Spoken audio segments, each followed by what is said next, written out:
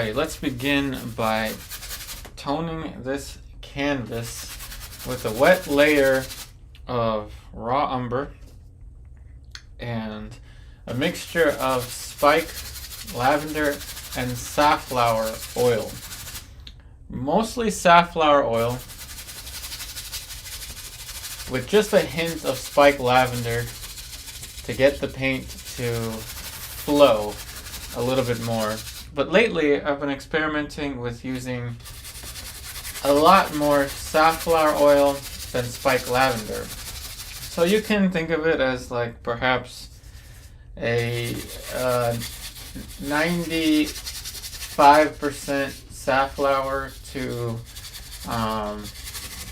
about 5% spike lavender.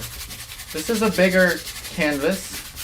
As you can see, I've got to move my arm around a little bit faster.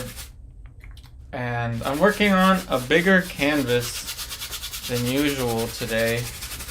This is a 16 by 20 inch. I'm kind of experimenting with this idea of switching around, alternating between a bigger size canvas. This is the same proportion as the 9 by 12, meaning they are about a 4 by 3 ratio. So it's the same proportion. There may be a little bit more distortion, but the reason I'm doing this is because I noticed the YouTube short that I did yesterday, when it zoomed in to, well, we'll zoom in later, but when it zooms in, that small canvas doesn't quite show that well. So, yeah, I don't know. Like I said, I'll probably tone these ahead of time prior to painting, because it did take a good couple, it probably took like a minute. It took 3 minutes for me to do this, so a little too long for comfort to cover the canvas. But anyway, yeah, I want to do that because of the short. There won't be a palette over here because my palette is not big enough to fit over there. Hey GG, welcome, welcome. My palette is not big enough to fit over there, so I'm using the same kind of thing, black and raw umber. This is my, I call this my forever palette. It's my palette that I used a long time ago to do a lot of big studio paintings. And the color palette is pretty much the same. I'll answer whatever questions that you have about color as we move along. So raw umber and black is what I'm using, and this is going to be a wildlife type painting, though to be honest I feel kind of sad about them, but these are some really cute looking cows. There's a baby cow right over here, and then mama cow standing over here. And as usual, we are going to make some stuff up, but there's going to be a sky, some trees around here.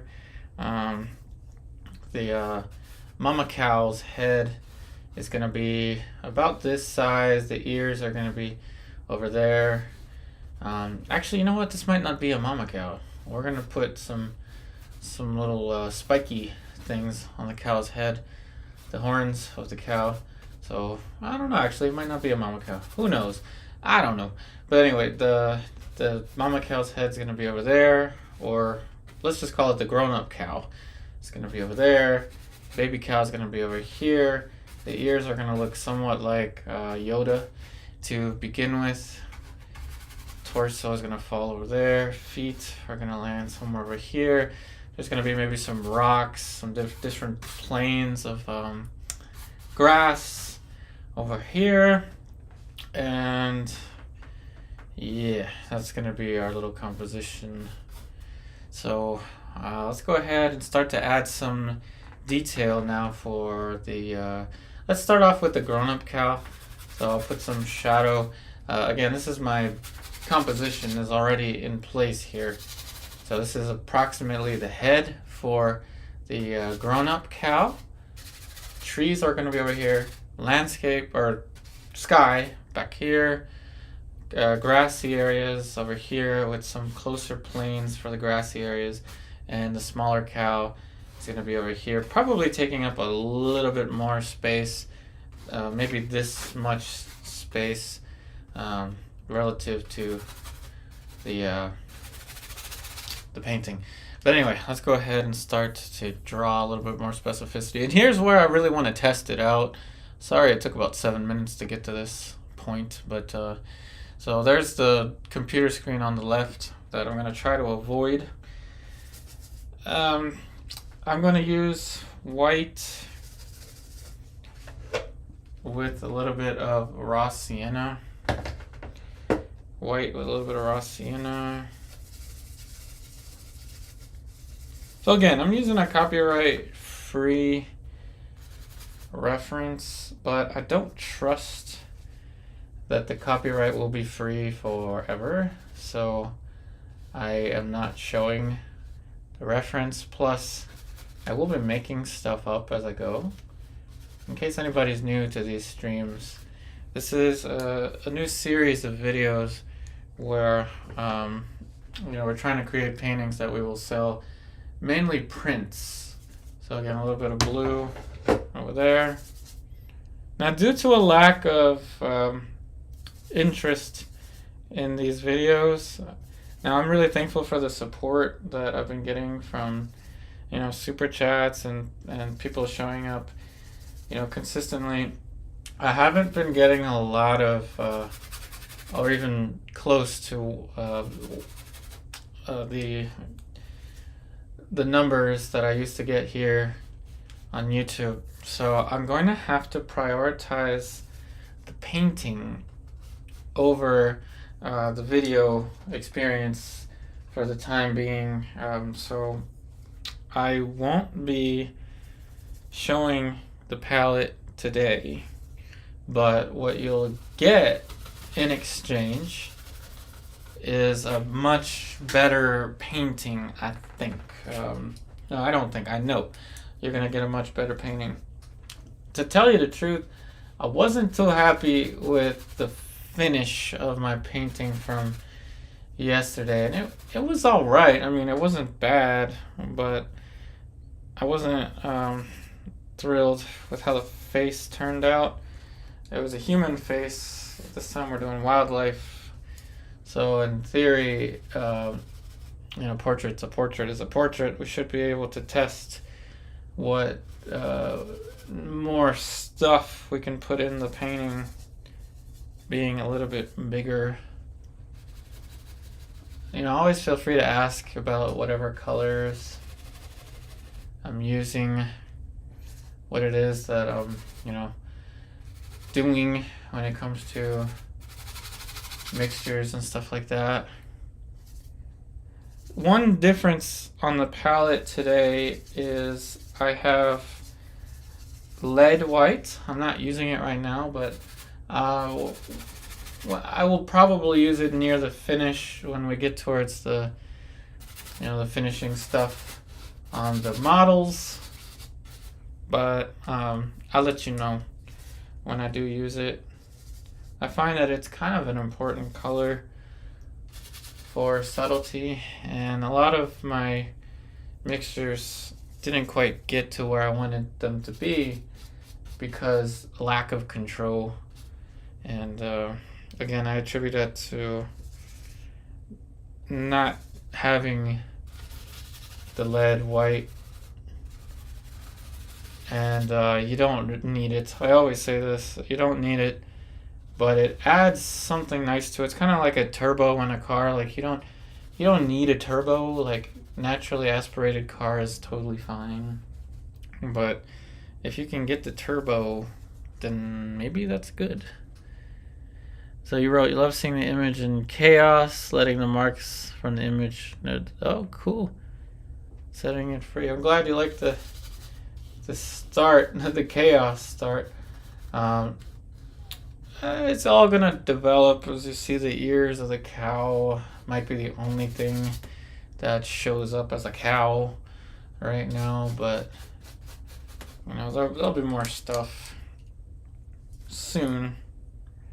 So like I said, this is a bigger canvas, kind of fun. The palette is underneath. I can't have that camera angle. There's some other reasons why I can't have it.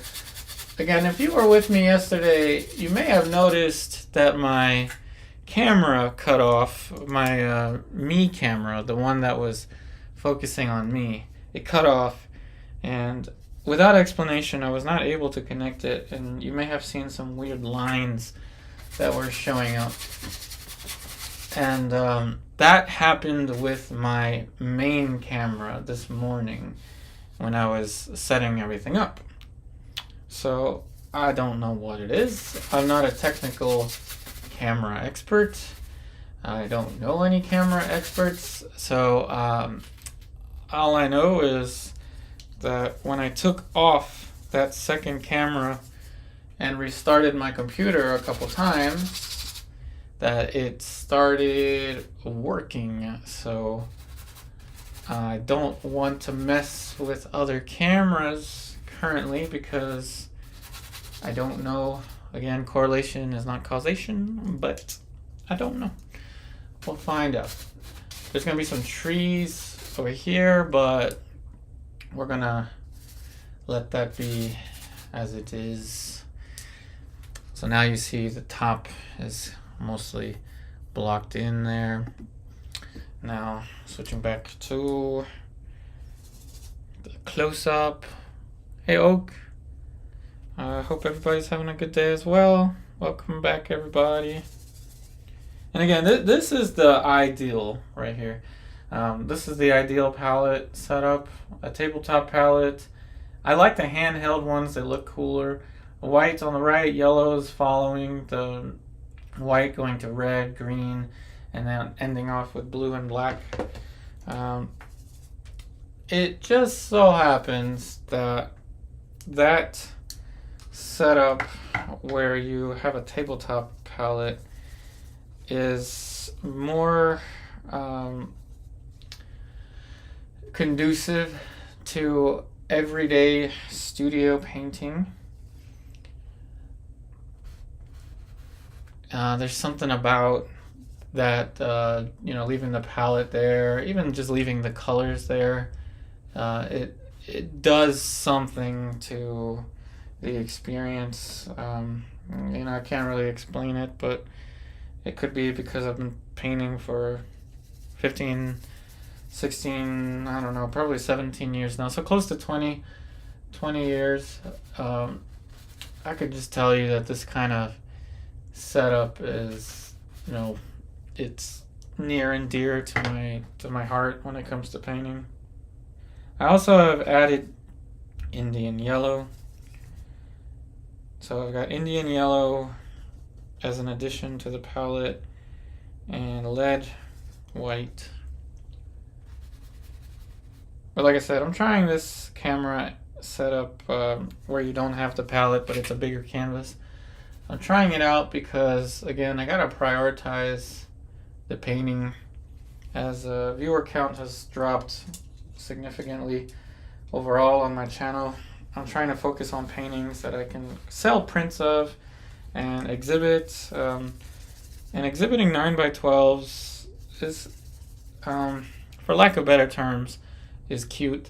So having 16x20 minimum for anybody that wants to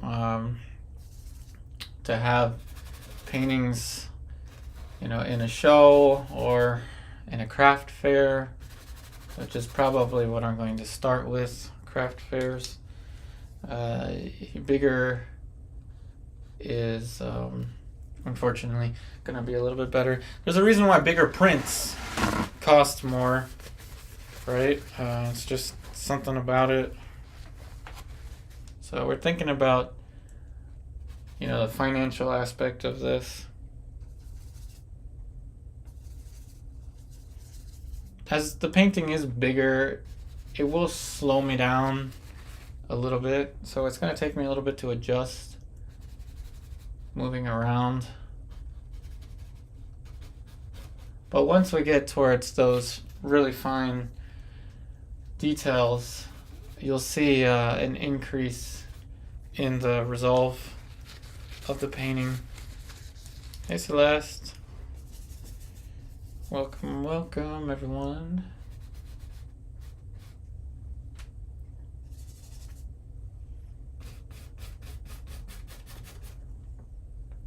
And this is just a regular cotton canvas. I think I bought it at Michael's. Again, I didn't tone it ahead of time because I came up with this idea of painting a little bit bigger last minute. Last minute as in like 4 hours ago, but still, that's kind of last minute. Oh good, I'm glad you were looking forward to seeing the cows. The little cow is going to fit over here. So I'll block in a shadow for that. The ear of the little cow. Little baby cow. Over here. So that's a guesstimation for the placement.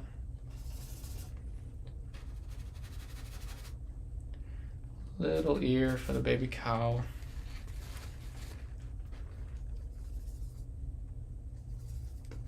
Now let's get back to the grown-up cow.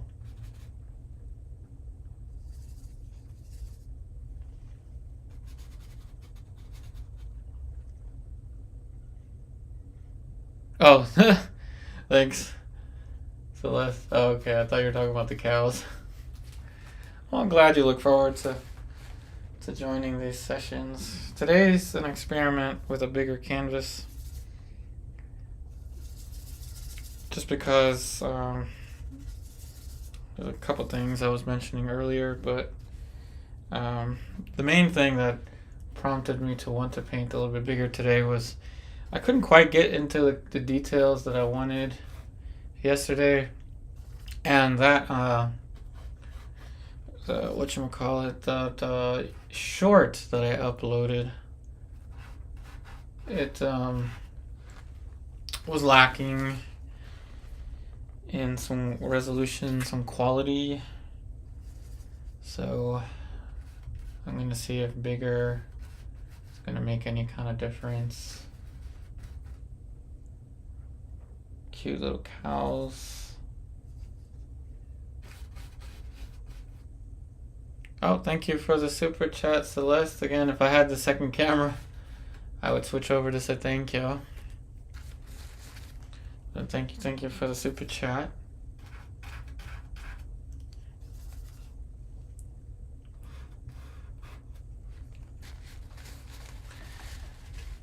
Now this is quite a big cow, but I gotta make sure that the head placement is okay for this cow. Really appreciate the super chat. Thank you so much, Celeste.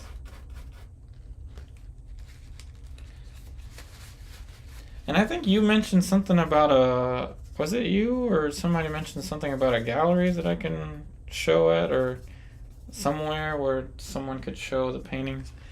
So again, I'm thinking kind of, the size in terms of showing some paintings. And we've got like 10 of them now, of the 9x12s. We've got 10 of the smaller ones, so...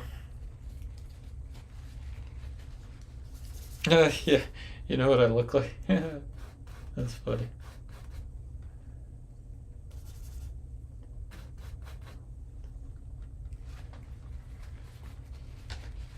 Oh, Sister Smoke Shop, Red Planet. Cool, cool. Yeah, I was thinking about that as well. Like, 1620 is not big. It's not a big size painting by any means, but a 9x12 from a distance is, it's pretty good, like a good size, but there's something about a bigger painting, but it can also get to be such a big painting that it could, be a challenge. to hang and stuff like that. So I don't know. We're gonna try this out, see where it goes.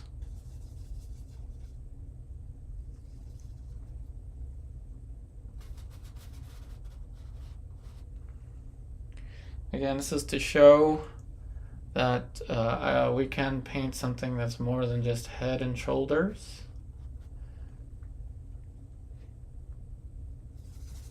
I've been wanting to do this all along. These big paintings. Hey Hardika Gupta, welcome. Thanks for the emojis. I'm glad you could tell what they are. I mean, what the painting is of, even though it's very basic looking right now.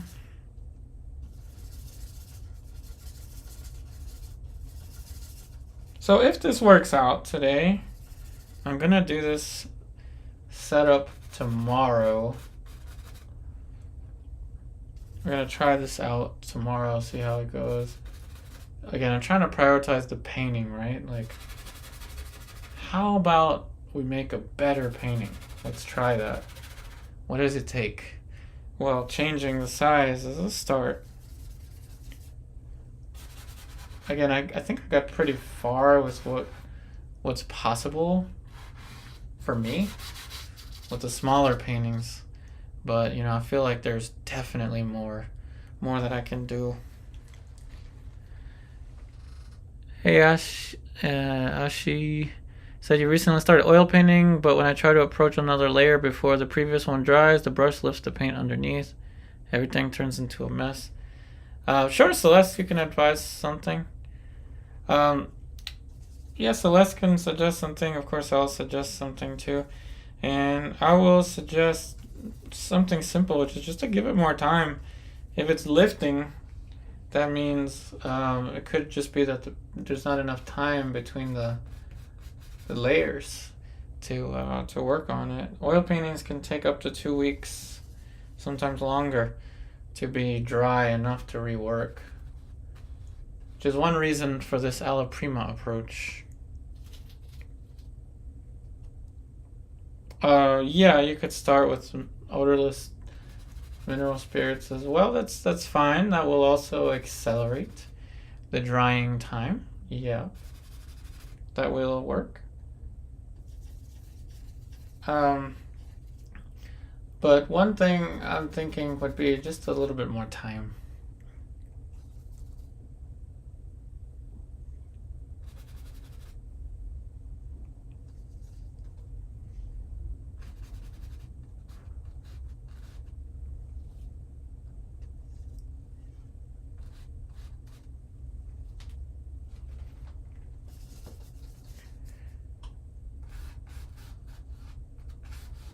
Cute little cow.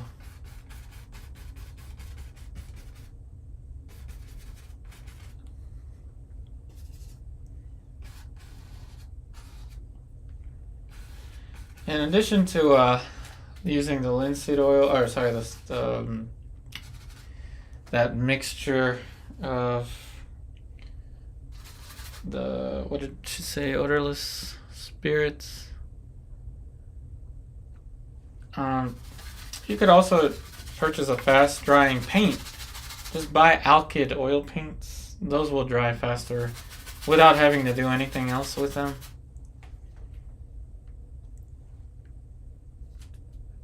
Hey, haha. Interesting username.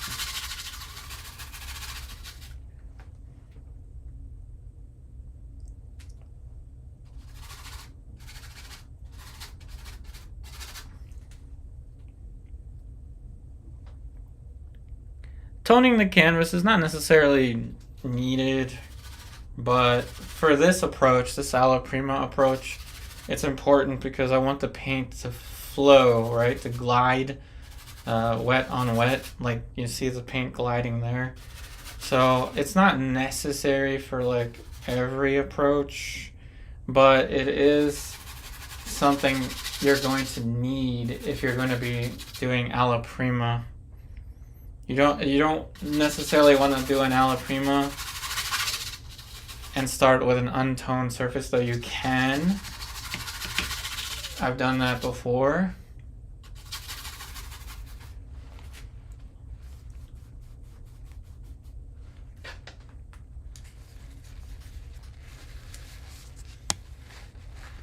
So let's see. Hey, G Ron, you wrote, what's your opinion on tempera paints? We use them in our art class. They're not bad. I will say, I don't have hardly any experience on them. I have seen people use them in art or painting sessions before, but I will tell you firsthand, I don't know exactly, the difference between that versus something else. I've used materials such as acrylic and watercolor, pastel, to name a few, but I'm not the best person to ask about temperas. I apologize about that. Hey, Gaylord, welcome.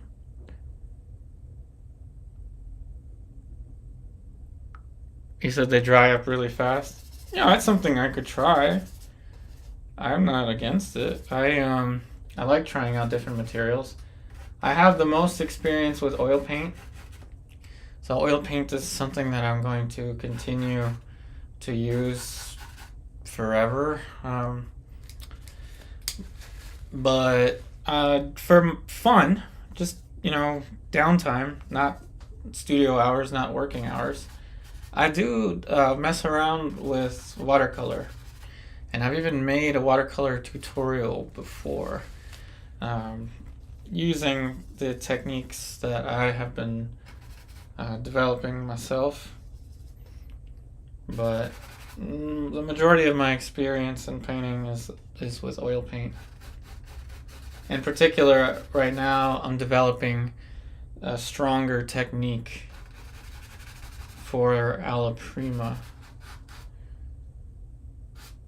And you'll find that ALLA Prima is quite a necessary approach to be able to use if you are pursuing a career in art. Of course, I've had a career in art for a long time now, mainly with video, but I have been struggling to get attention for my videos recently, so that's why these are more for sales purposes.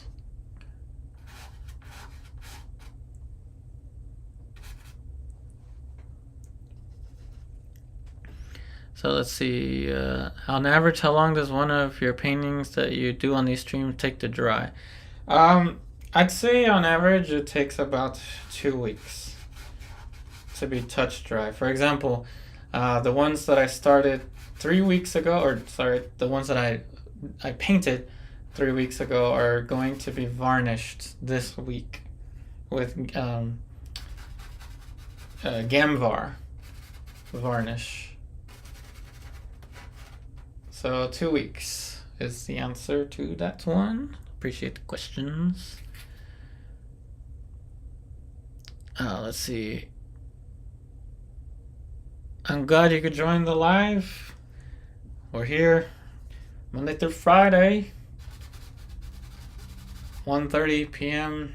Eastern Daylight Time, or quite simply DC time zone. Cute little calf, or whatever they call him.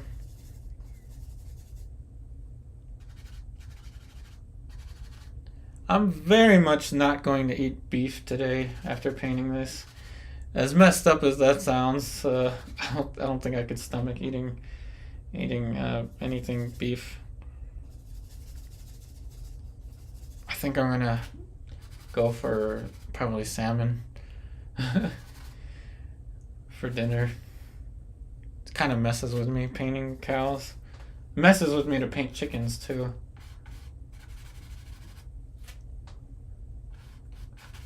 I love the expression on their faces. Such wonderful creatures. Let's see. Water mixable oil paints are different.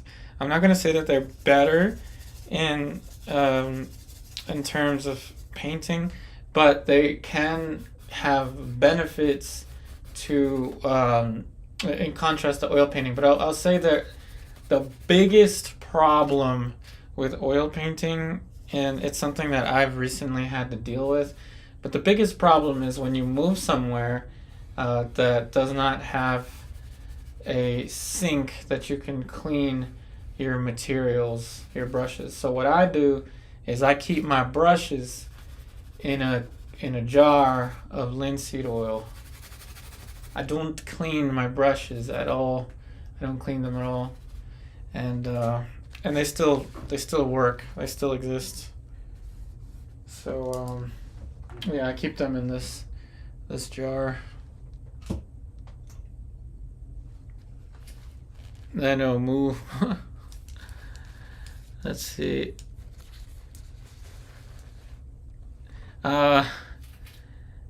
Oil pastels are pretty good. For when it comes to pastels, I kind of like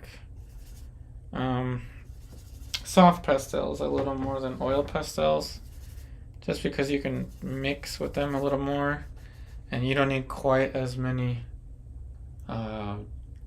pastel sticks.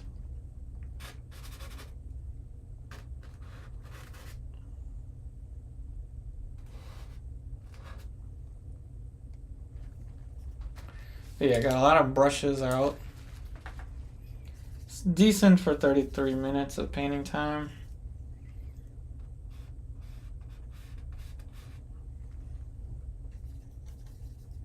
Decent pace.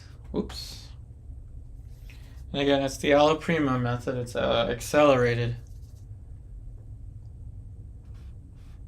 So we go through all the stages of a regular painting, but it's accelerated.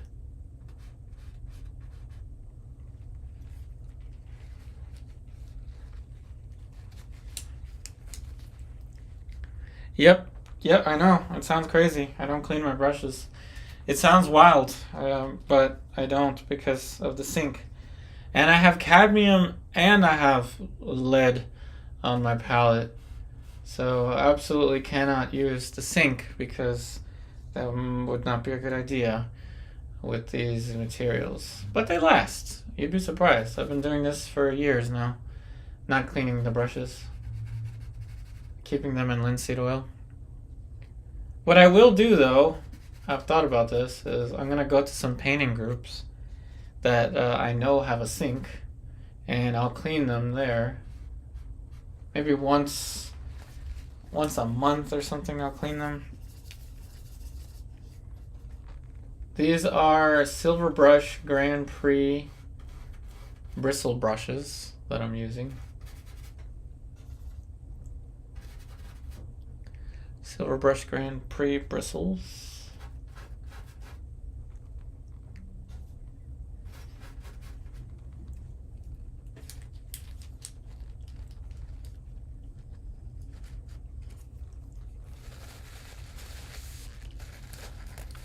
Well, thanks for joining, GG Ron. Oh, thank you for that comment. I'm glad you liked the videos. Thank you. I really appreciate it. Thank you so much.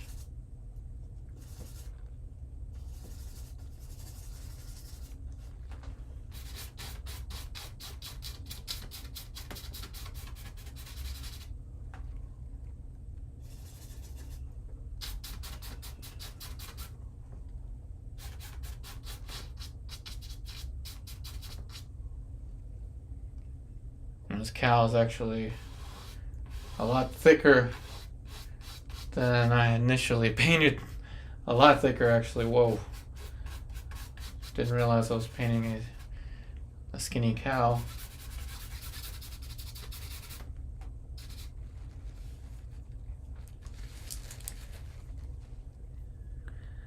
Advice on why you should practice more for 2 months straight to get into self-portraits. Without a doubt, without any hesitation. I don't even gotta think about it. if you want to improve, anybody wants to improve, start doing more self-portraits like yesterday. Start doing more self-portraits. Get away from photo references. Start painting from life yesterday.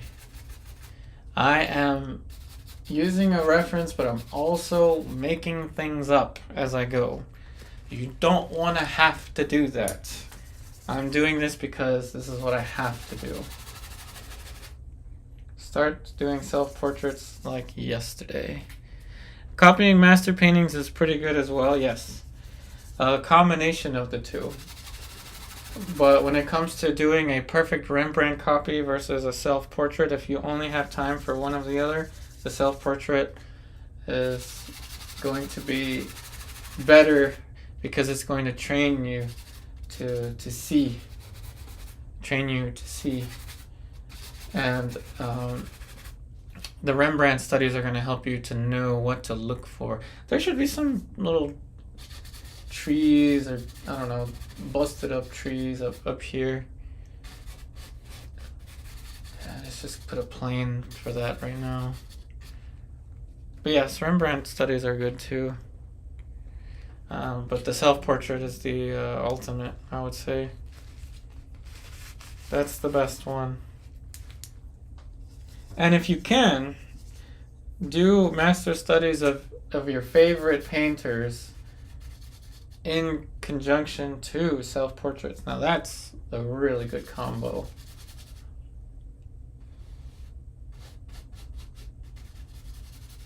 But just don't make it so that you have to paint from some kind of reference that somebody used on YouTube.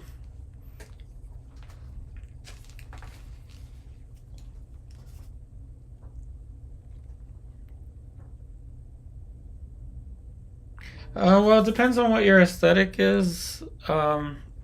If you want to choose a master to study for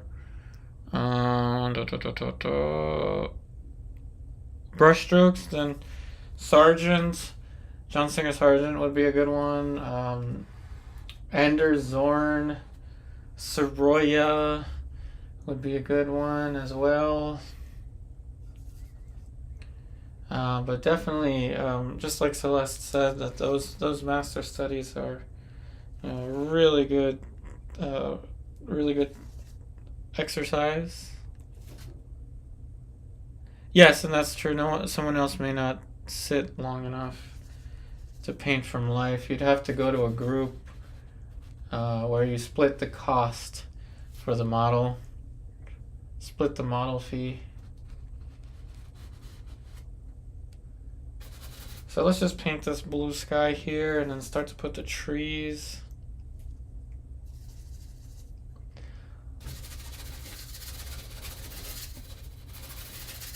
And I'll be painting till the cows come home.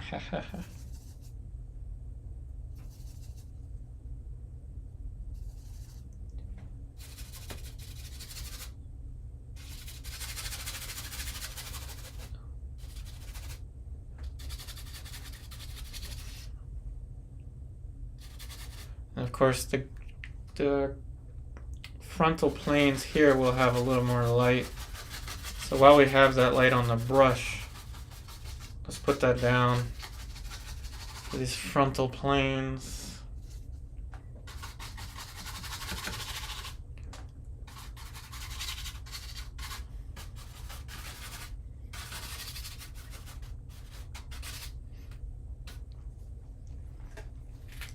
And then we will add the trees. Bouguereau is good to do too, but not so much for brushstrokes. And I always forget the spelling. I couldn't spell his name to save my life. Even though I've typed it so many times on YouTube videos.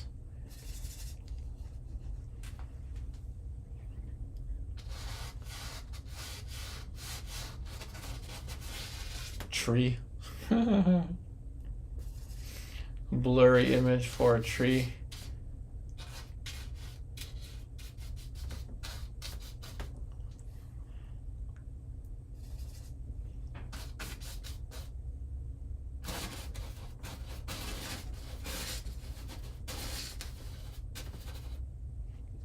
you might actually be able to hear more of the canvas today with these bigger paintings. Might be a good thing or bad things. Depends on you.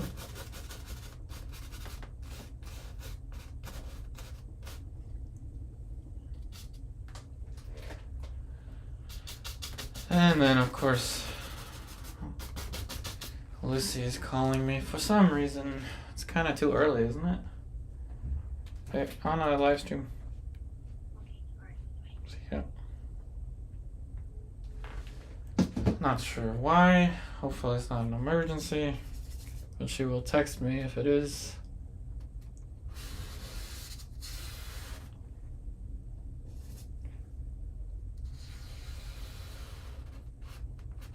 And what would Bob Ross do? He would get a big brush and start to do that. But I'm gonna put some planes down. And it's just kind of my aesthetic that I like this kind of brush stroke a little better. Yeah, I know. I'll tell Lucy I said hi. Some little trees. Now I'm gonna paint some of these out. This is just a plane, really. It says suggestion, right, where trees will go. Doesn't mean that's where I'm actually going to paint them. It's going to be a different plane over here.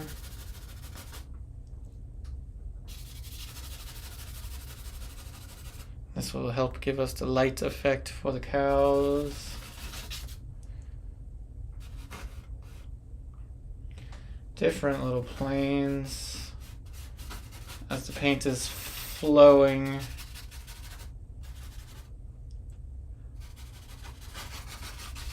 Different little gradations there.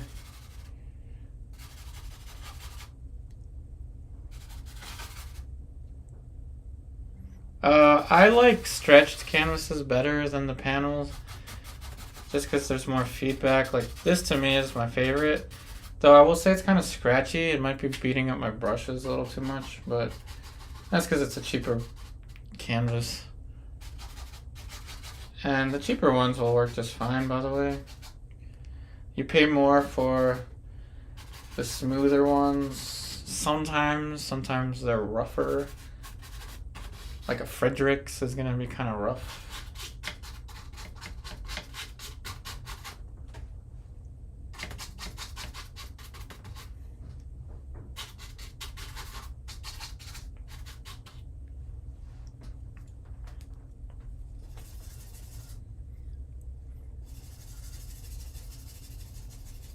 Yeah, I just like the feedback from the stretched ones, as you can see the somewhat resistance from the canvas. At least that's what I like to paint on. Okay, so now with the cow, till the cows come home.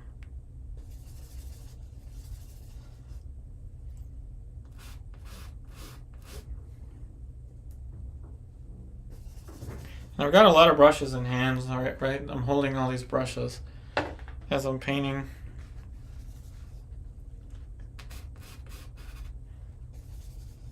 Soon I will transition to just a light, a dark, and a middle brush. So any advice on brush brands? I always like silver. A lot of people prefer rosemary. I've only ever tried one of my students' rosemary brushes during a class, so I can't quite,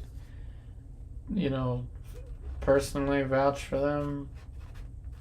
But I like Silverbrush. That's my favorite. Silverbrush Grand Prix. They're kind of expensive. Each brush is like $15 or something. But for this kind of painting, those brushes are kind of important. When it comes to the fine detail stage where you're not pushing that much paint around, you can get away with a cheap brush. With a smaller canvas, you can get away with a cheap brush.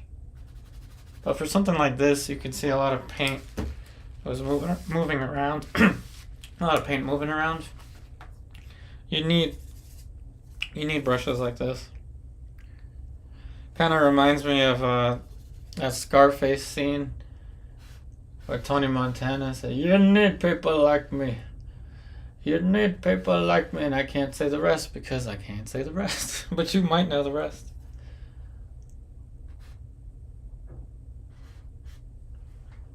But these brushes are ideal for moving this much paint around.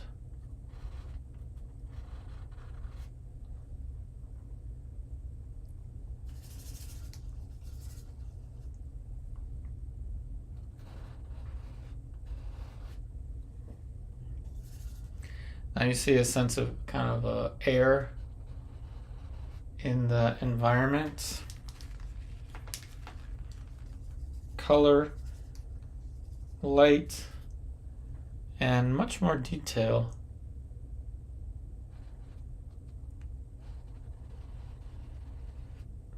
And hopefully someone that really likes cows or like lives on a ranch or something would be interested in a print of this painting.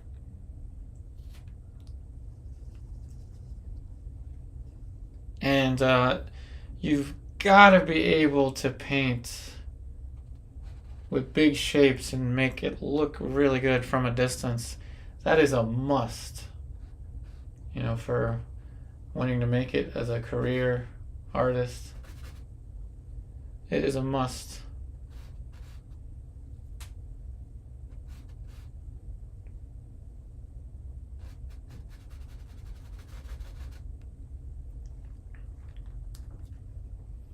The eyes are a little wider on this cow. You know, I think some cows have horns, but I don't know. We need some cow whisperer, cow expert to show up. I don't know.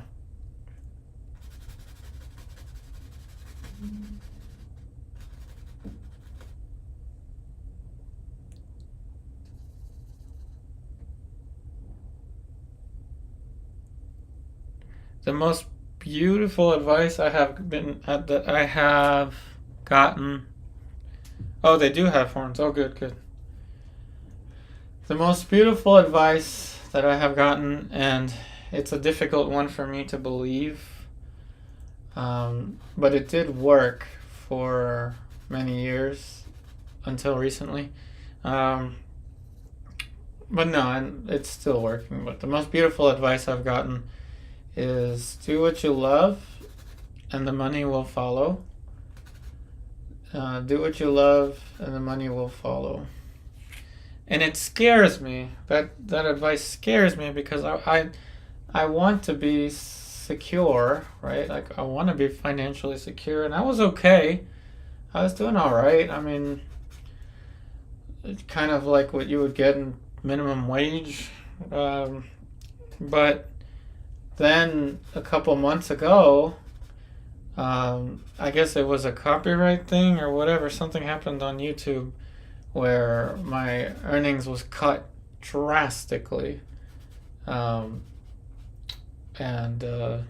know, at the time, I had kind of like a side thing, which was pool.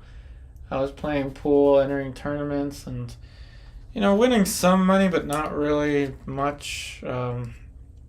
And I ended up having to mostly quit because I don't have time. I have to produce work that I want to sell, like I want to market prints of and stuff.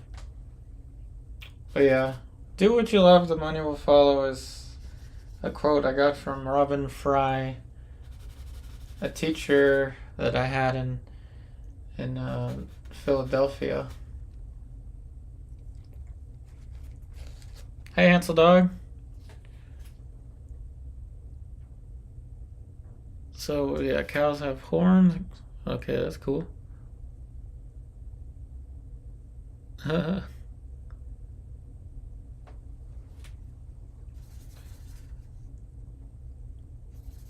So yeah, that's the best advice that I've, like the most beautiful advice. I'm not gonna call it the best advice. I'm gonna call it the most profound advice. Do what you love, the money will follow somehow. I don't know, but this is what I love to do. Everybody, like, you know, I like I said, I don't have a big following anymore, but this is what I love to do. Just have this palette out and just paint, like they say, till the cows come home. Every day, every single day.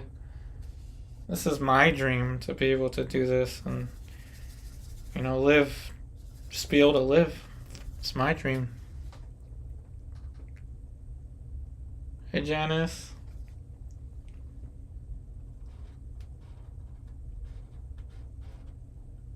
And, you know, I don't want to make my living just focusing on being a teacher. Like, the whole teaching thing happened because I voiced over a video.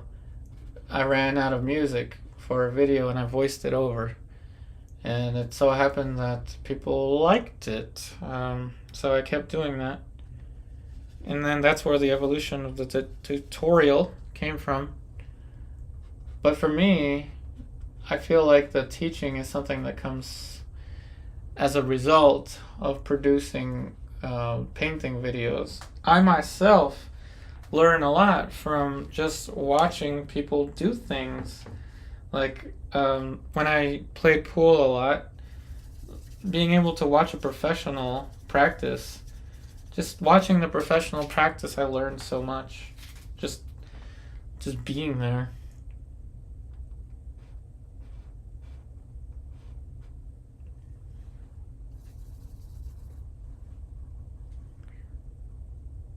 What is my main goal on this painting? Oh, I'm glad you're writing it down. My main goal with this painting is to produce light and form, but with more detail than what I was able to capture with the painting of the horses that I did 2 weeks ago. But you can already kind of see the light starting to develop. I had a problem painting, if anyone saw that one with the horses, the 3 horses, I had a problem painting the middle horse because it was just too small of a surface.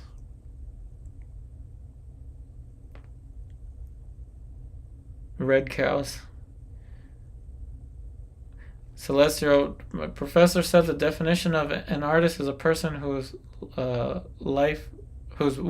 whose wife works the old days. I mean, I'm doing everything I can to ease Lucy's burden on, you know, the bills and stuff. I'm not happy with the way that things are turning out, but I'm not giving up on this, and Lucy's not giving up on me. I'm going to paint with the tenacity of more tenacity than anybody else.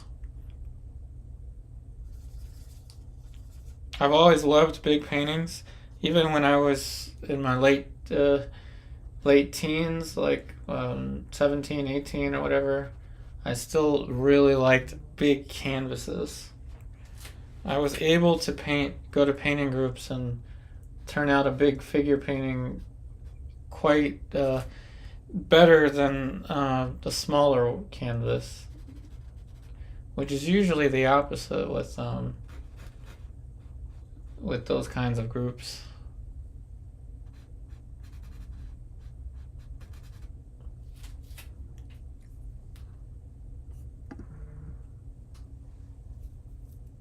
Hey Lottie, welcome. GG Row, is there a level of letting go and trust involved in do what you love, the money will come?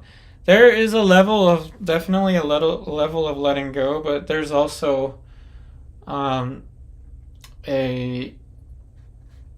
technological and societal part. So, for example, I'm going to use a really obvious a really obvious example of how in today's time it works. There's a lot of people that grew up and loved to play video games like Call of Duty, Gears of War, Grand Theft Auto, and they just love to play video games. And their parents said, go to school, become a doctor, do all this and that. And they said, no, I'm just going to keep playing video games.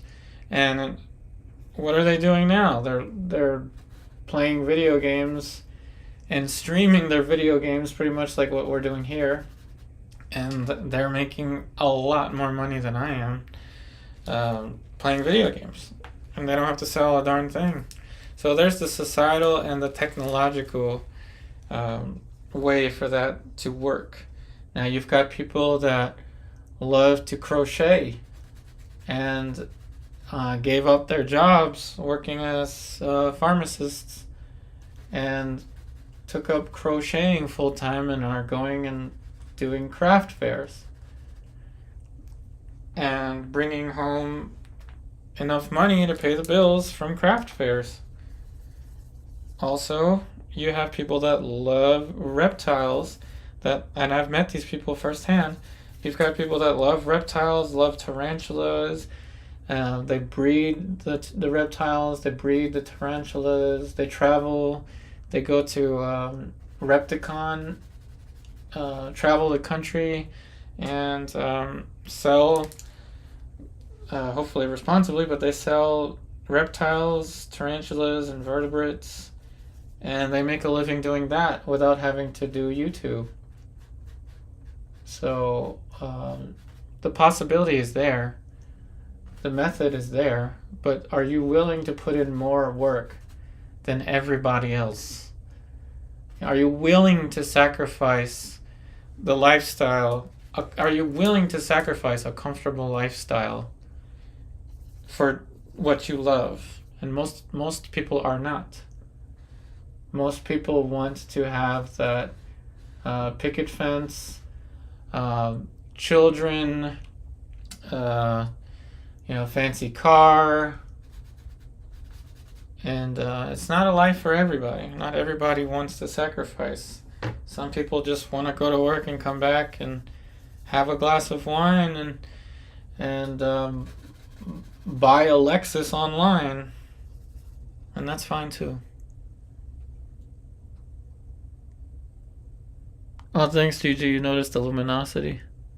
It wasn't in my work before because before I was just doing Head and Shoulders because that's what I knew would get more views on YouTube. But now that I can't rely on YouTube, I'm pushing what I want to paint, what I am strongest at.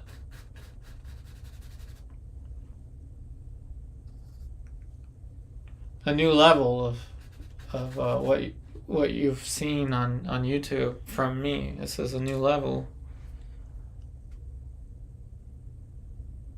Oh, thank you for that comment, haha. I'm just reading your username, but that's really cool. Oh, thank you. I'm so happy. That actually made my day. I'm glad that I'm, helping somebody, continue with painting. I didn't have that myself when I moved here. I lost my painting community when I moved to Northern Virginia. And of course I took up pool because I wanted to be with a community of people. But that means a lot to me. Thank you so much. I'm so glad that I'm able to do that for anyone. You wrote your Safa.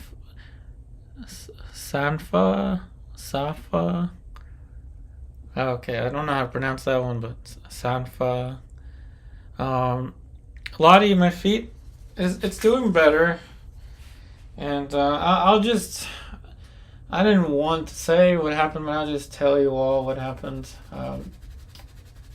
So I started going to the gym frequently for like a month, 2 months, and I would use and I'm not going to mention the gym, but I was using the gym shower, and I developed a wart on one of my heels, and then I got it on my other heel, and I tried treating it with something called salicylic acid, and my foot had a bad reaction to it, and then they treated it. I went to the doctor, and they treated it with a blister beetle treatment. So they deliberately put a blister on each of my heels, and it was the most painful experience not being able to walk for a long time. And now my heels are starting to heal. No pun intended. My heels are starting to heal, but I developed a third one right in between my right toe, and the palm of my foot. It's excruciating because they put the blister thing there, and it's kind of like this part of your finger. If you have a blister right in between your finger, it hurts no matter what.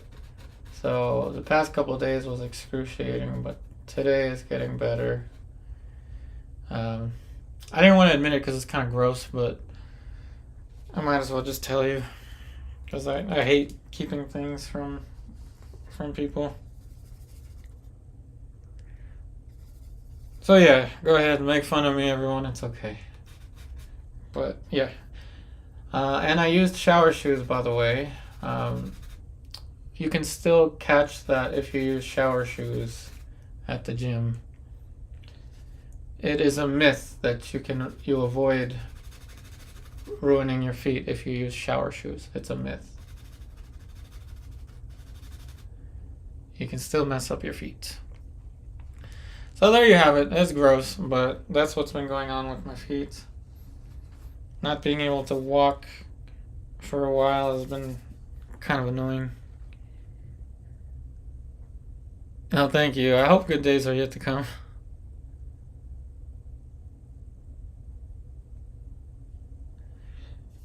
Yeah, I just don't want to keep too many things. I try to be as much of an open book as possible. But look at that. Not even... Okay, so now we're at an hour, 4 minutes, but we've already gotten into subtlety with the main cow. It's tough to do that with a smaller canvas.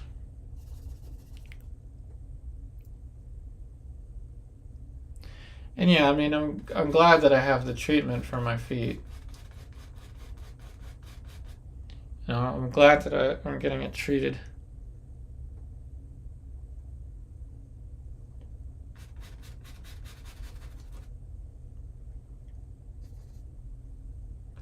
So hopefully this story of what happened to me will prevent somebody else from getting this. By the way, you can also get it on your hands. I didn't know. But you can develop the same thing on your hands from the gym equipment.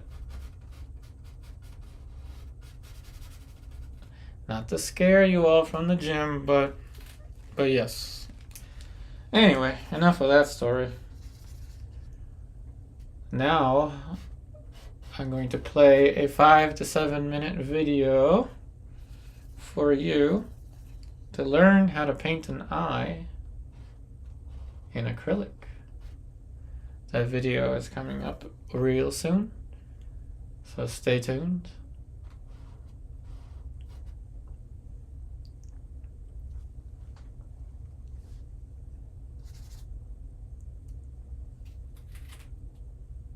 Oh, thank you, Lottie.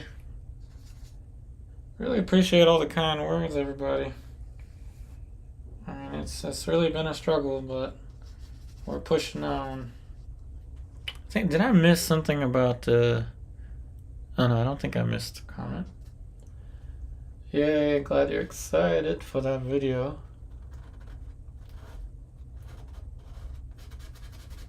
So much easier to get all this form with a bigger painting.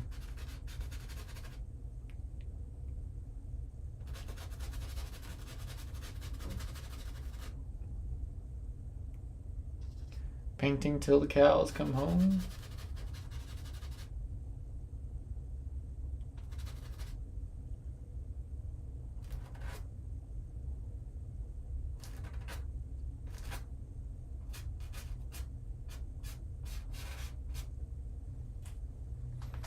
Okay, that's a decent point now where we can play that 5 to 7 minute video. I can stretch my legs.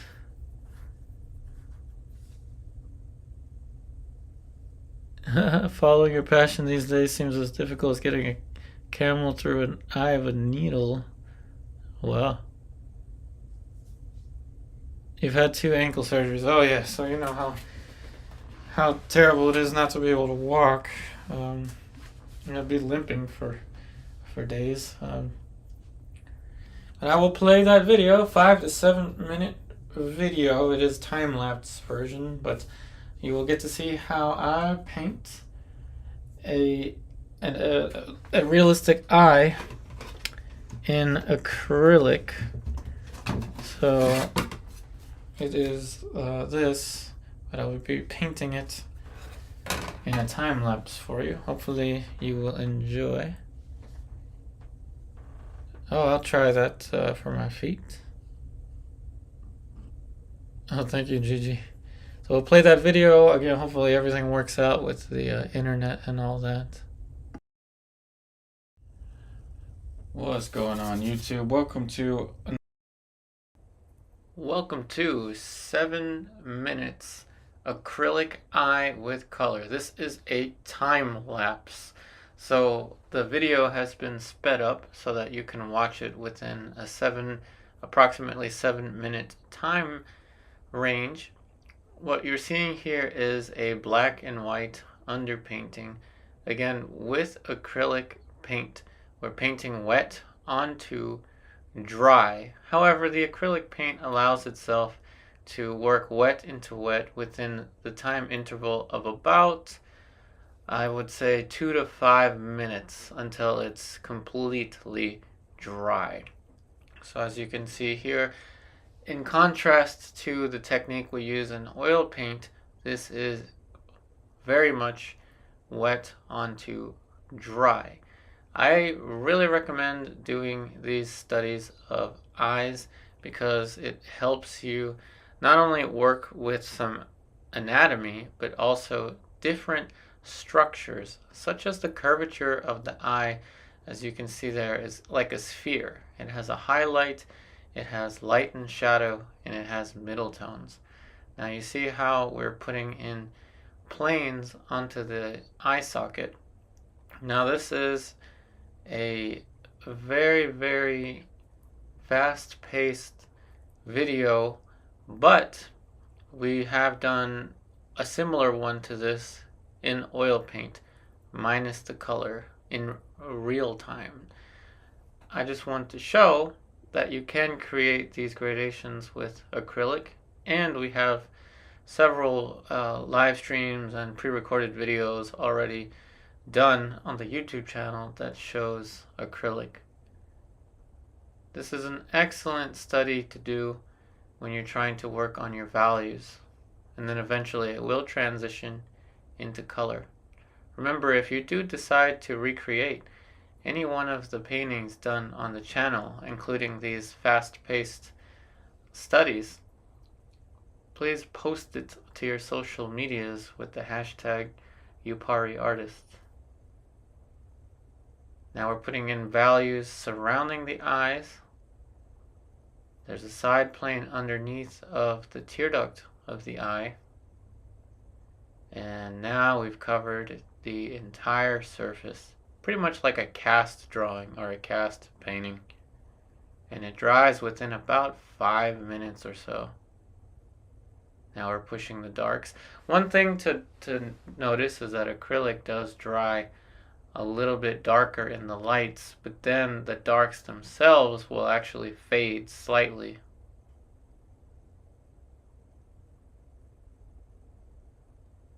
Now that transition was done wet onto wet, which means you have to mix that value within about a 2 to 5 minute time range.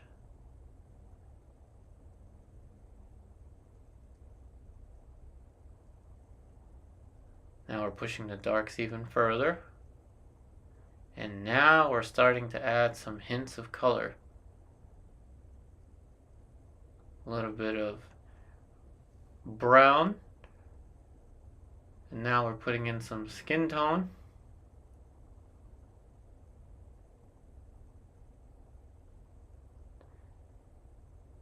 And the mixtures are done on a dry palette, so I'm mixing each color as I go, and then I'm adding it directly onto the surface. Wet onto dry. Again, to show you that these types of paintings can be done with acrylic paint as well.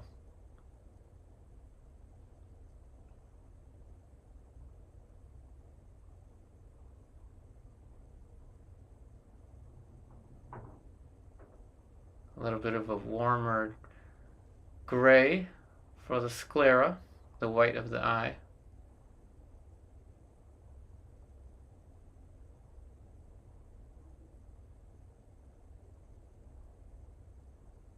Just like we did with the underpainting, but it's much easier to add color when you have an underlayer that has careful drawing in light and shadow.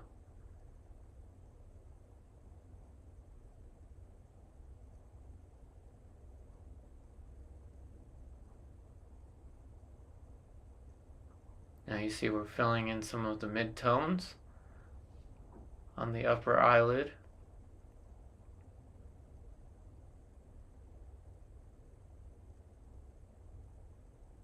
A little bit of a yellowish color on the side plane of the eye socket. And now we're putting more of a reddish color, kind of exaggerating color a little bit. Which you're totally allowed to do, by the way, with a quick study of an eye. Real time, this video was approximately almost an hour long. So an hour condensed into about 7 minutes, a little more than 7 minutes. Now we're rounding out the eyebrow. Notice how the eyebrows are not painted on. They're literally painted on, but they're not meant to look painted on. They have soft edges, light and shadow. Now you may have seen there that the paint in the light did dry a little bit darker, but the more layers you add, the less that effect will be. Let's just say it won't be interrupting the process. The more and more layers you add, the truer the values are going to look. The values will look more accurate.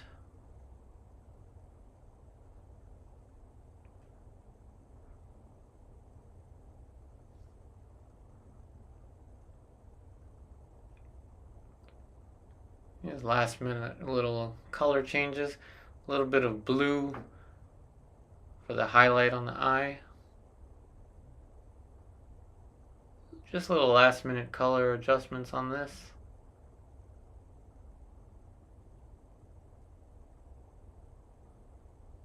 More light on the eyebrow.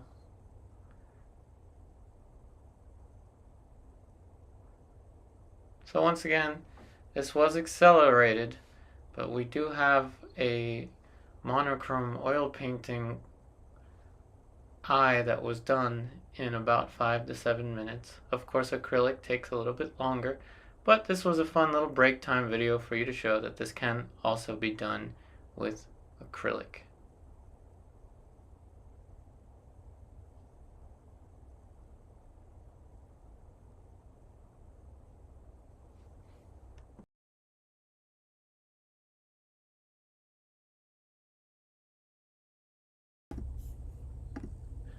Alrighty then. Hopefully you enjoyed that video.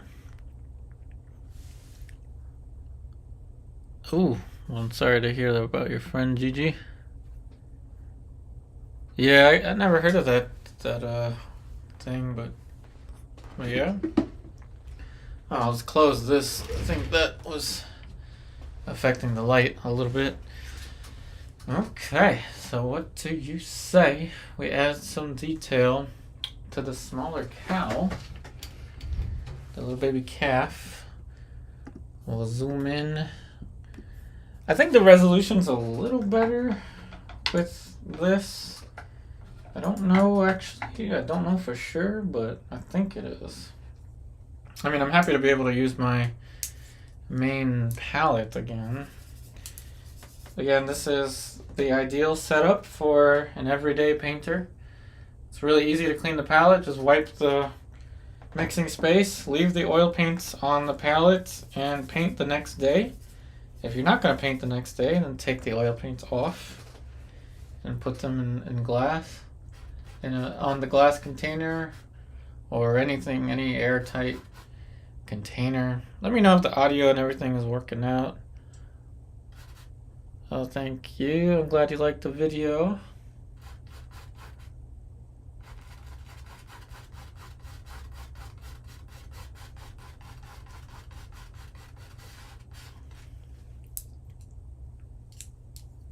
Hey, Grace. Welcome, welcome. Oh, I know. Honestly, I don't think I understood what it was like to not be able to walk or run until it happened to me. But I have a lot of sympathy for people with just pain in general that stops them from living their lives. And it totally affected my pool. Completely affected it. But it's okay. Painting is unaffected, and if anything, it was kind of a blessing because it was the universe telling me, like, hey, you need to paint. Like, enough with this other stuff. You need to paint. And that's what it felt like. Take care. Thanks for joining. I'm glad that the videos have helped you out. And we'll be here same time tomorrow.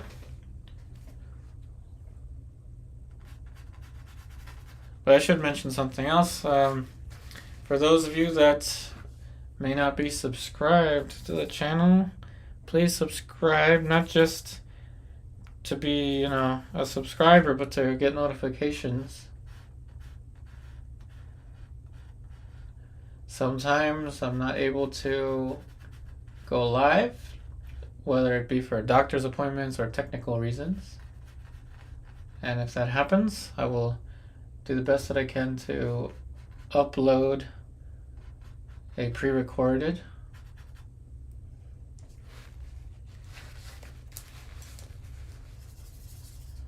So I'm using 3 different brushes now.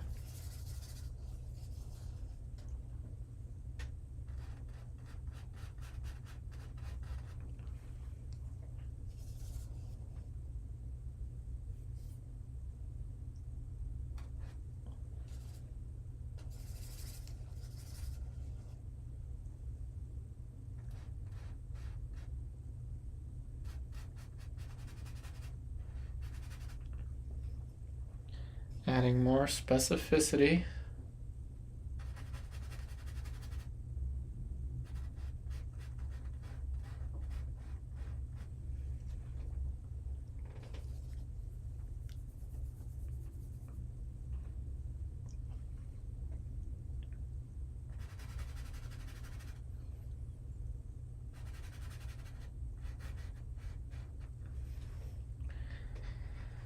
Yeah, so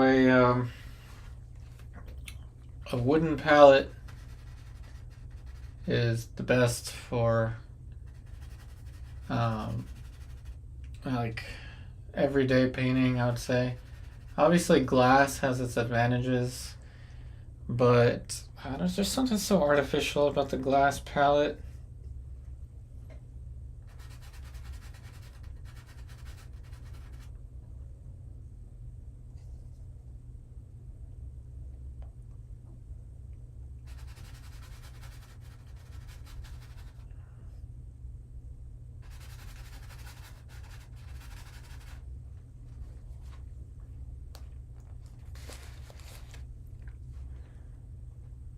Oh no, that sounds terrible. Sorry that happened to your husband. Oy, oy, oy. Pain, pain reminds me of the movies that I always quote.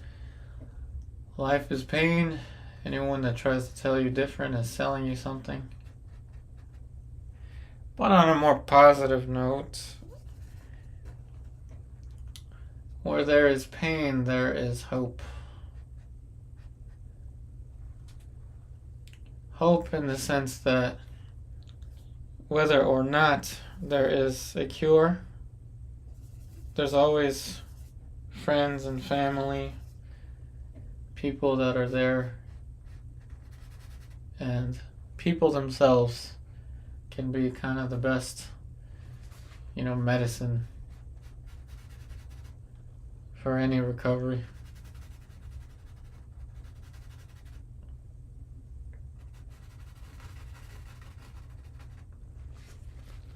Nobody deserves to suffer alone. Nobody deserves to struggle through life alone.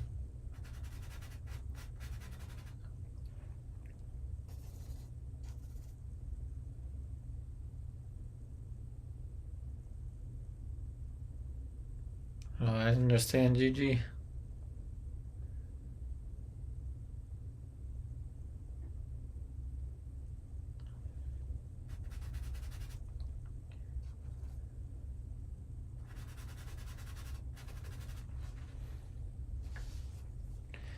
It's nice to have this size canvas to be able to actually paint in these details.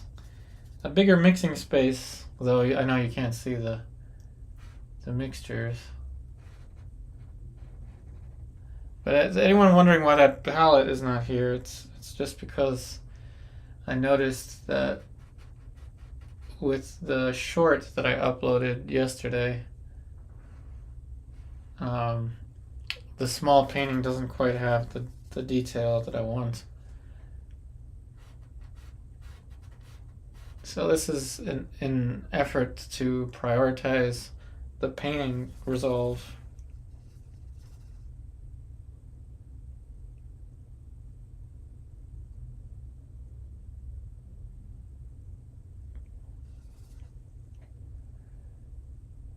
Yeah, that sounds so painful.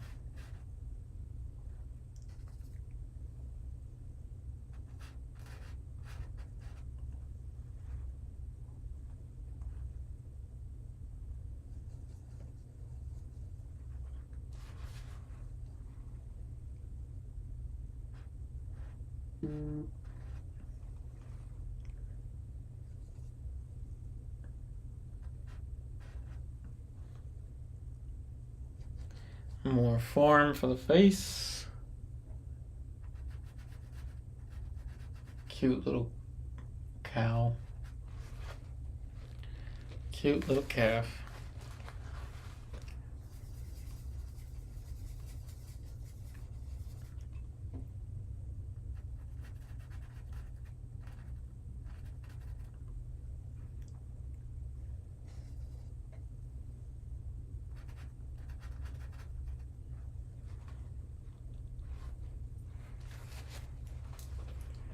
Thanks for all the likes on the video, but also the likes on the Instagram. It seems like it keeps getting likes. I posted yesterday's painting today, which I wasn't that thrilled with it. The painting I did yesterday, because I guess with that smaller canvas, there's really only so much I can do. And even with Vermeer faces, nothing against Vermeer, but I kind of like a little bit more stuff, in the faces.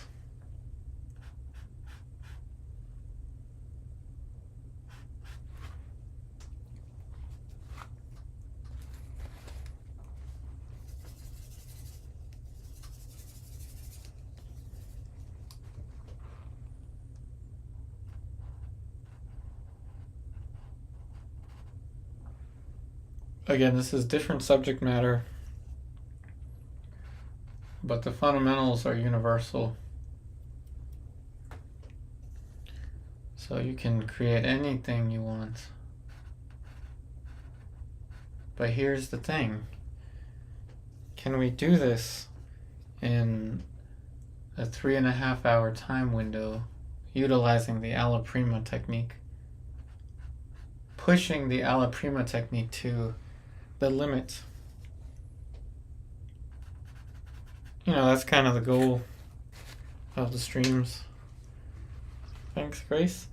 This would be best viewed, I think, on a larger screen, because it would be neat to test out the resolution.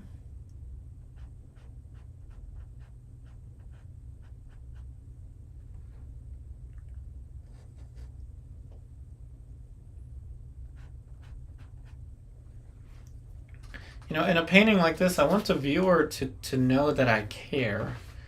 Like that the creator cares about what they're painting. I want the viewer to know that. Like Van Gogh, when he painted his scenes, he wanted people to know that he felt deeply.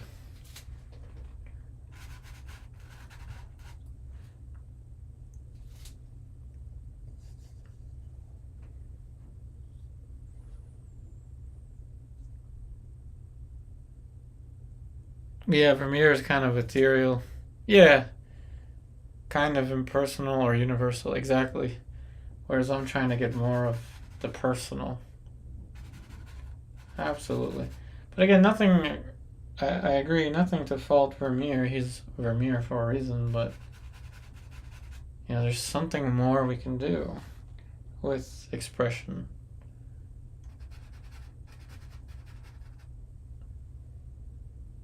Something more we can do with color and light.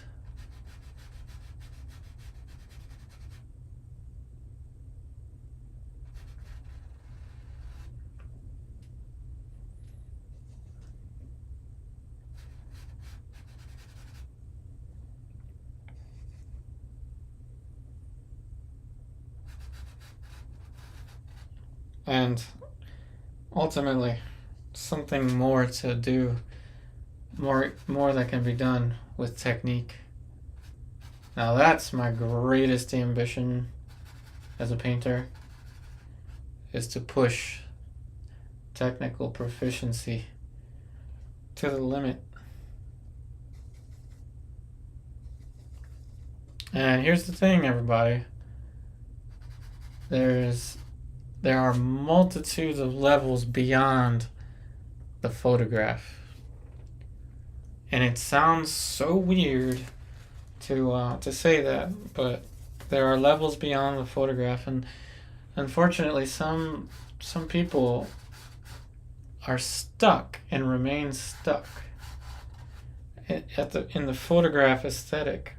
And then when people think, well, how do you paint to a high level without, you know, using a photographic look? Well, the thing is, you need to understand form. You need to understand color. And you can create amazing things. Unreal things. So real that they're unreal. So human. And yet natural.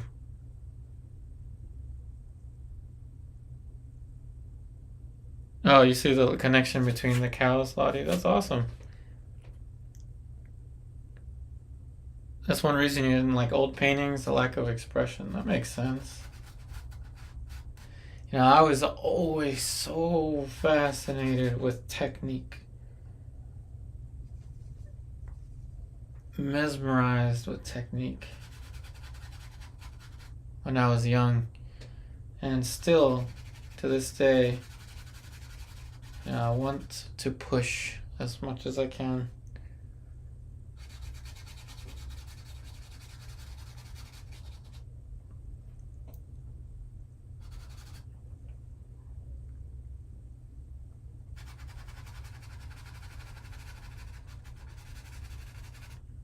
So yeah, my ambitions are quite big ambitions.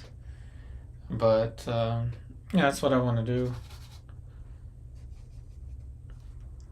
It's like I picture what Bob Ross could have been if he painted.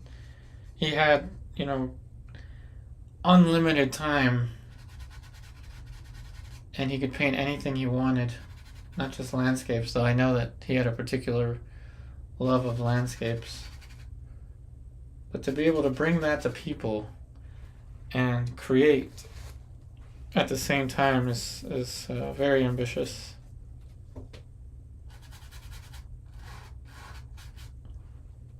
The little feet for the cow. Cute little thing.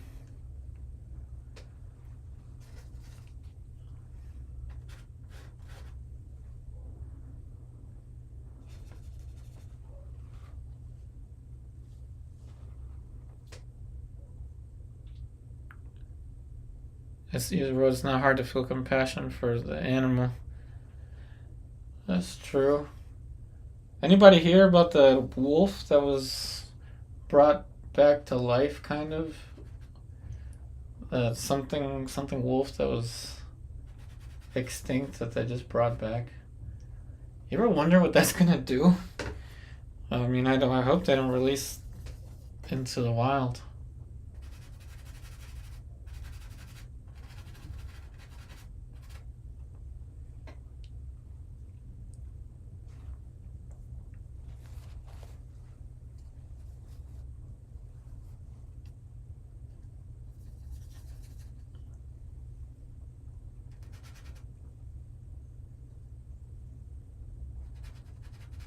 Now I've got a lot of stuff for this cute little cow. But now, how about we get the ground to work? So let's oops. I almost put the brushes back into linseed oil. Let's switch back to the bigger ones. Back to the bigger brushes. Now how about we put in some planes?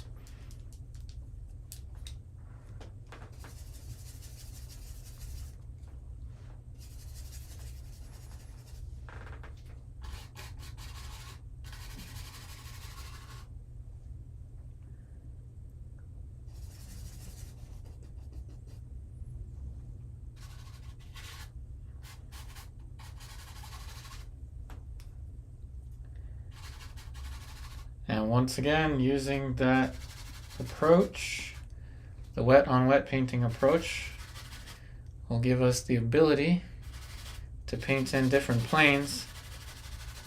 So to create this grassy like texture, we're going to have to isolate certain planes from one another. So let's get into that.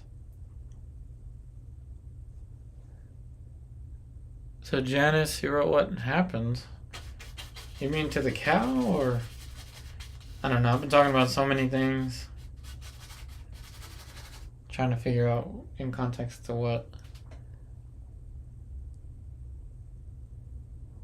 No wonder you wrote No Wonder I Love Rembrandt so much, Celeste. Yeah. I've always been so drawn to Rembrandt, the expressions, the human condition. But also the animal condition. Life itself is beautiful. It's more than just for the humans.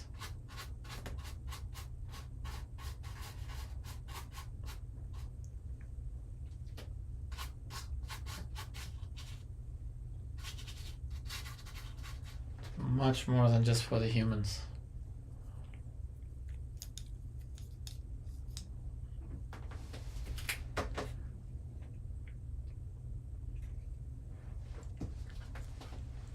kind of a brownish plane here. There'll be some dirt.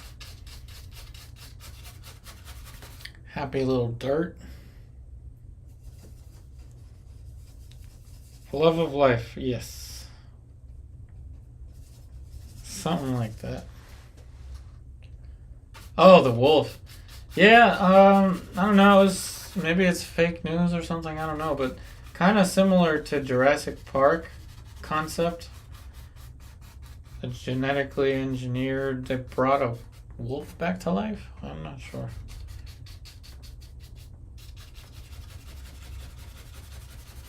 This is a different plane, as you see, for the grass. Kind of brownish.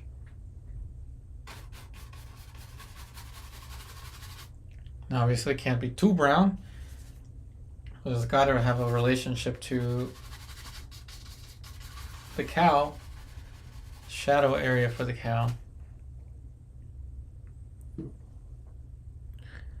So you wrote, like this quote, we can also relate to painting where the spirit dances, form follows. Oh, that's cool.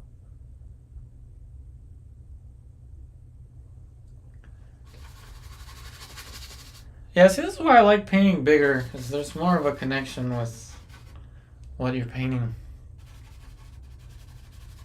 It's kind of a strange place to be in, but definitely more of a connection. Now here there'll be more light right underneath. There'll be bigger cow.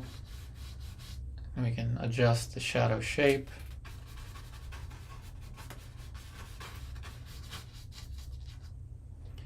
And again, there's going to be a little bit more green up here, changing that plane. So we got 1, 2, 3, 4 now, different planes.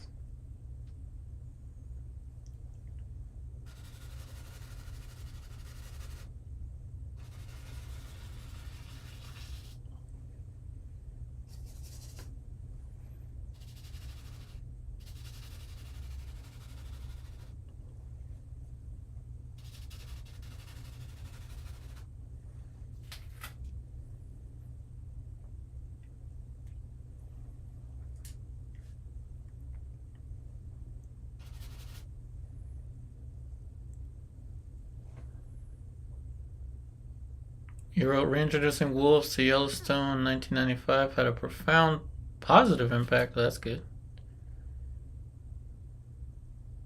Oh, that's cool.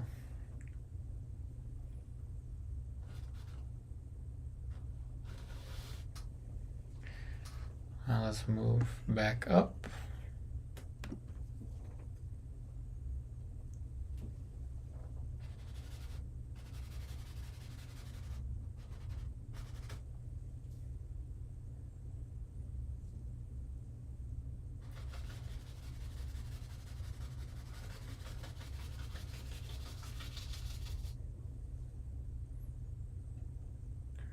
The wet on wet painting approach.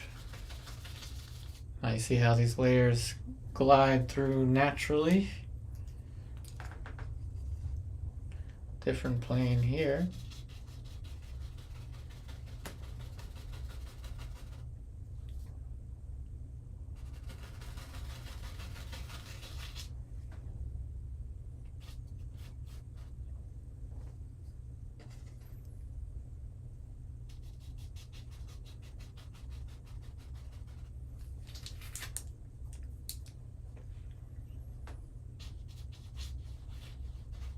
Soft edges there.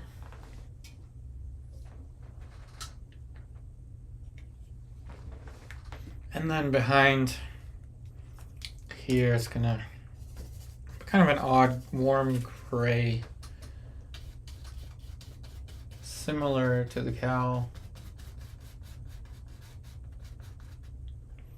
Again, kind of painting from imagination, but also a reference.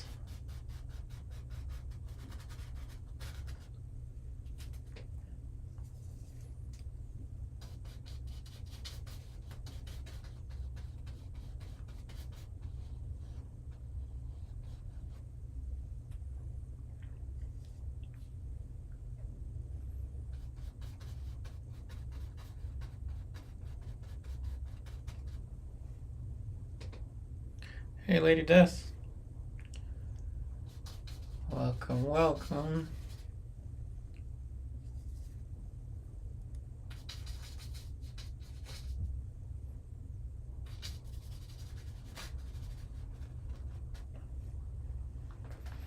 Then it'll get dark back towards the trees.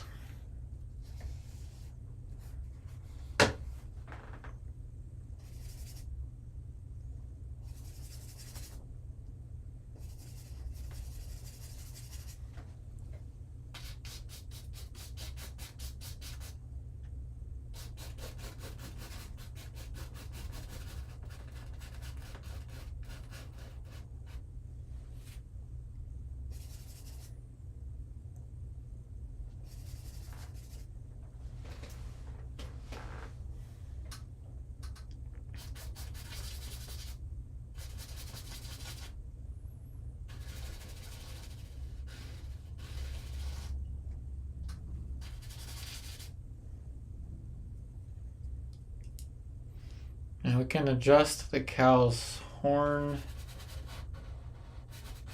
Basically repaint it. You love how wolves make a great subject to paint? Yeah, I think we painted a fox, but we can paint another wolf. I will definitely paint another wolf at some point in the future, that's for sure.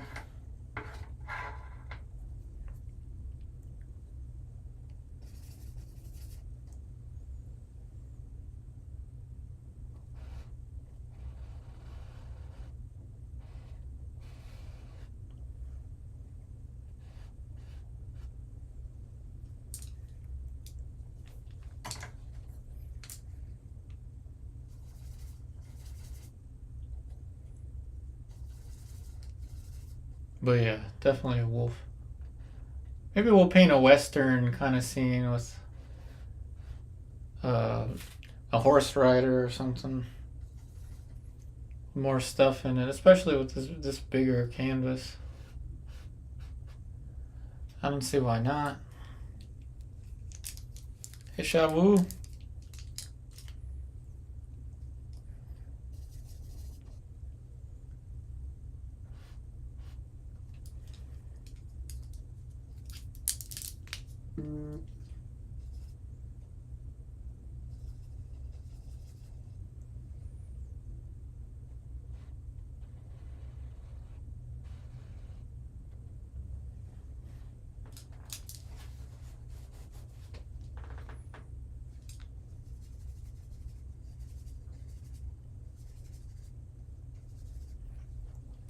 This palette that I'm using over here, this is a handmade palette. It has a number on it and everything.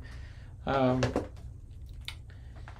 was made by a guy named Larry Wiseman near Baltimore, Maryland, who has unfortunately since passed away. So this is a very special palette to me.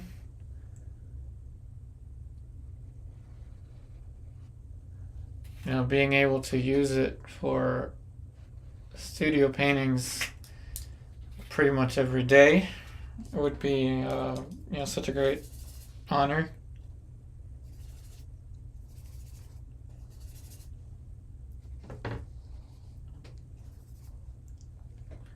So rest in peace, Larry Wiseman.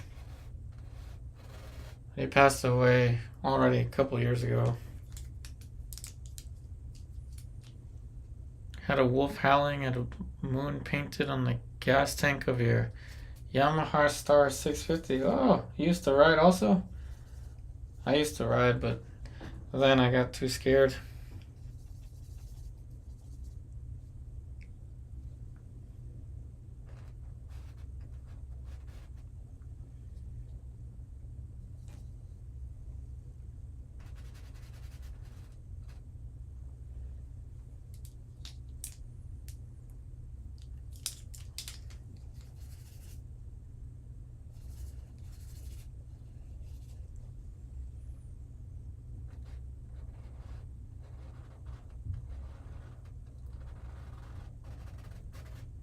Oops. This has to be out a little more like that.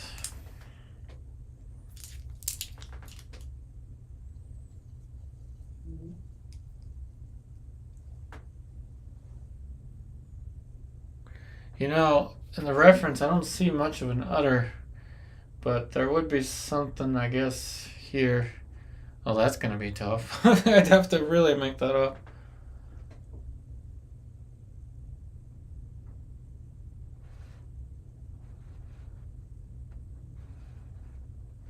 Of course, it is something I can make up.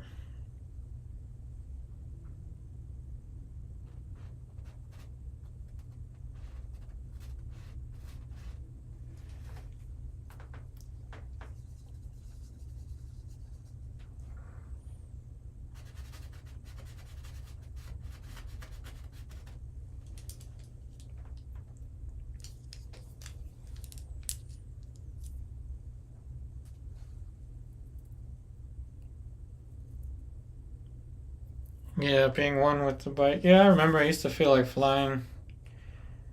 Being able, that was the closest experience to flying.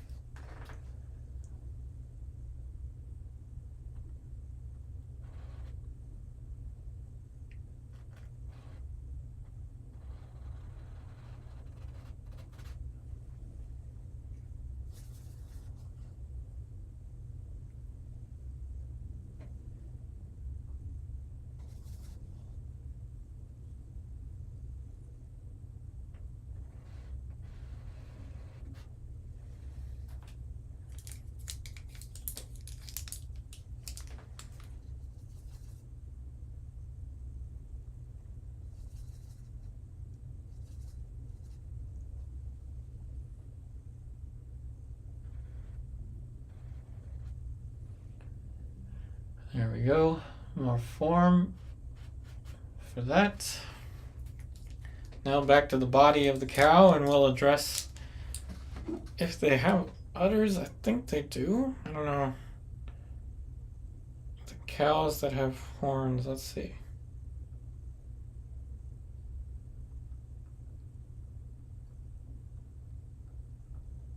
As you can tell, I'm not a cow expert. Like all cows have udders. Now I'm actually gonna have to look at a cow from a cross section. See what to do with that area. Okay, now I see what to do with that area. Luckily, you know, we may have cropped it out. This is a long cow. I looked up other cows with the horn, but that actually is here. Right here. And you can see it in the reference, but it is cropped out. Interesting. Interesting.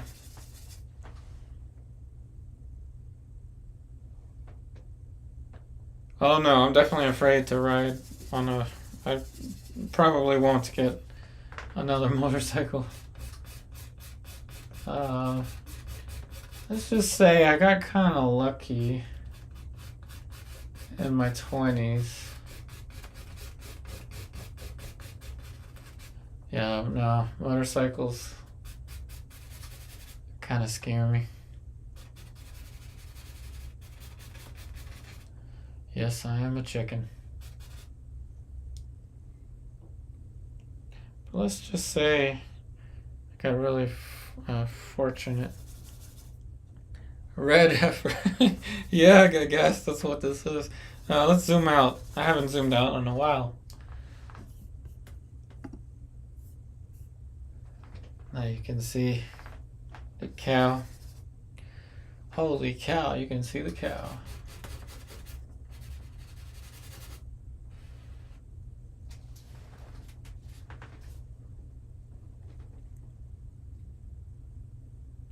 Said you hurt your left ankle, so shifting becomes an issue.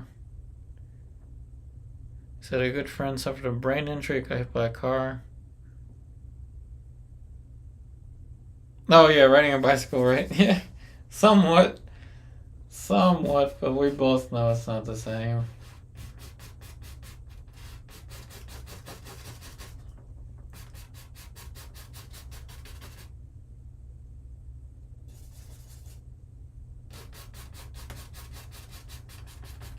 We both know it's not the same.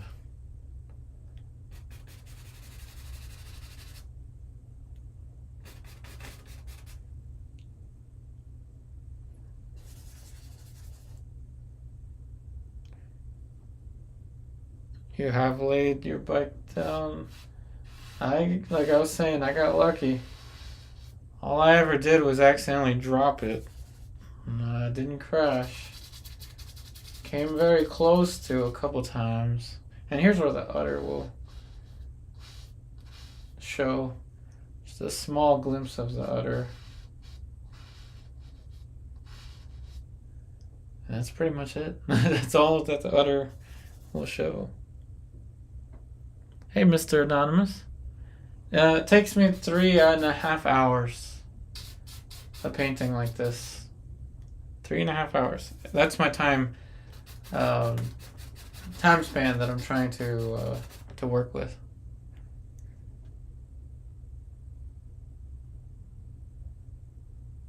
How do I invest my time and resources into work? By prioritizing the prints. Mainly these days I'm prioritizing what the prints of this will look like. So that's why I'm painting bigger today and faster. In the past I used to take a week to paint something like this. Now I'm painting it in a day. And you know, in the past, in the not too distant past, I mean literally like 6 months ago or even less, the way that I would prioritize was to just do portraits of face, just head studies, because that did the best on YouTube and I was able to survive. And then YouTube just decided, hey, we're just not gonna pay you what we used to pay you, and you figure it out. So now I'm trying to paint one painting a day, but strong, not just you know, obviously he painted in one day, one sitting kind of painting, but oh, he painted that must have taken a good week or something like that. No, I did it in less. That's how I'm trying to prioritize it. It's not easy. It's tough, but that's what you gotta do. You just gotta put in maximum effort, as Deadpool would say. Maximum effort.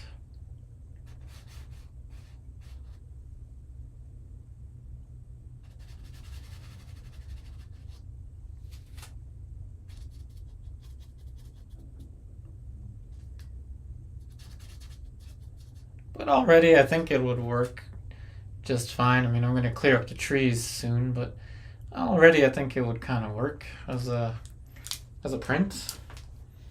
Let's go ahead and do that now. Let's clear up the trees.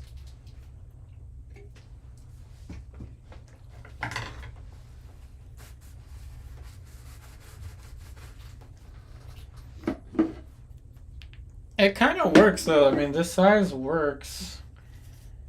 The 9x12s that I was painting in the start of this series, and I'm not saying that I'll continue painting this big, but I typically like 4x3 proportions.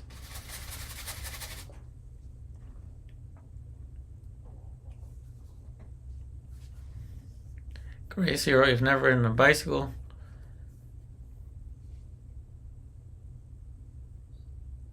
Oh no, not good. Sorry you had a crash in a 350 bike.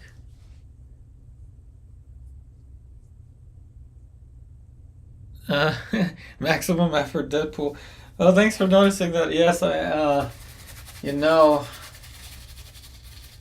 yes, my proficiency in terms of paint handling and stuff has gone up a lot.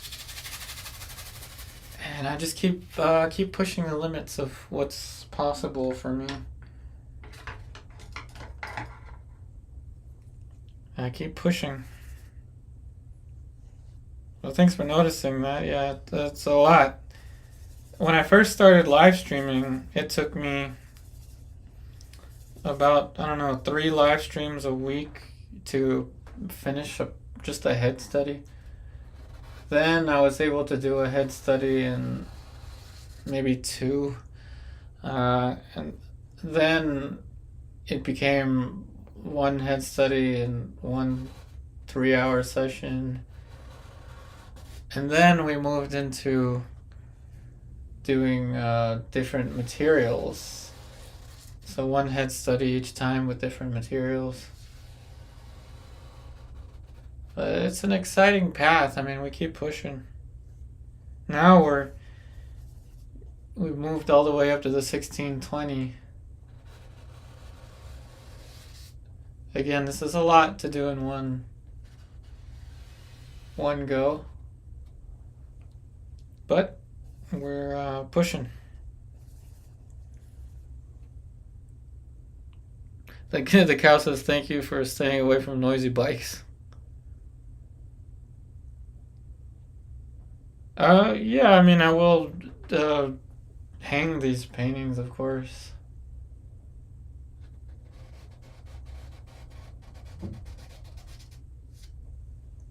I mean, I will have the painting itself for sale in the future. But now that I have galleries and craft fairs in mind, I feel like I have to paint a little bit bigger and better.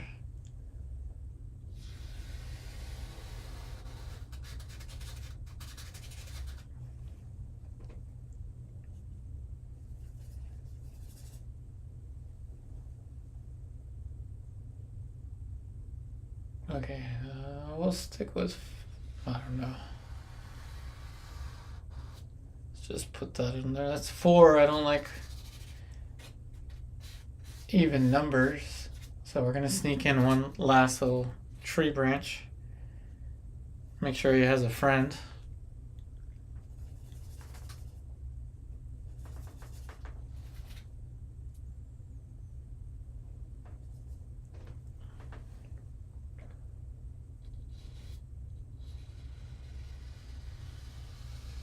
There we go. That's the 5th. The 5th elemental tree.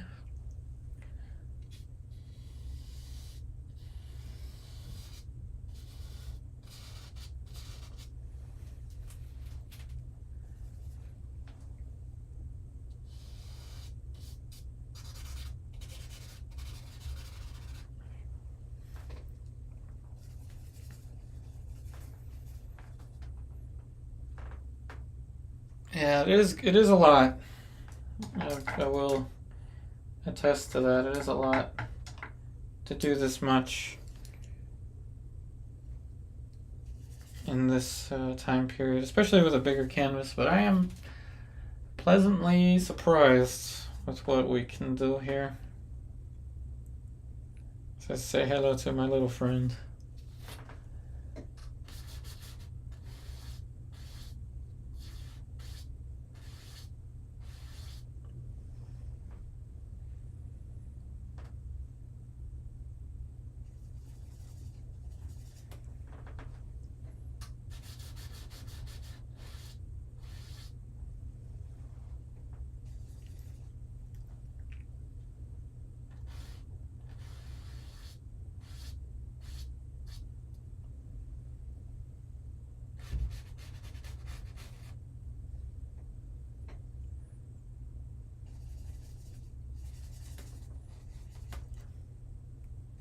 And we still have quite a lot of time.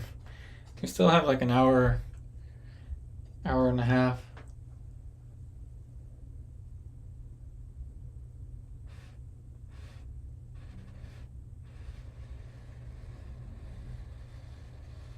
So painting this size is not that big of a problem, I guess.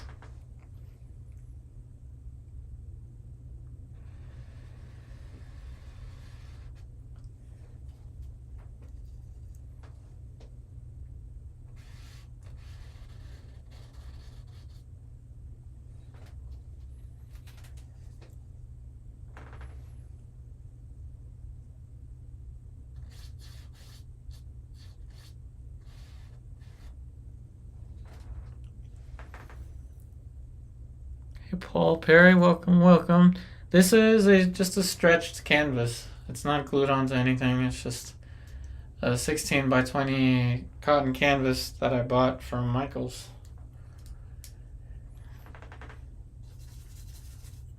Granted, if I keep painting this size, it's going to get way more expensive, so definitely we'll be putting those super chats to use, everybody.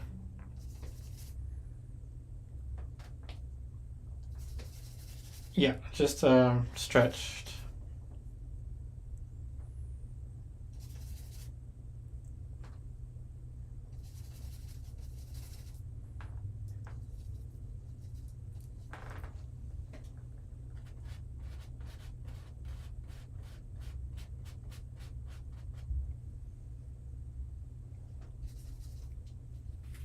I'm glad you liked the color.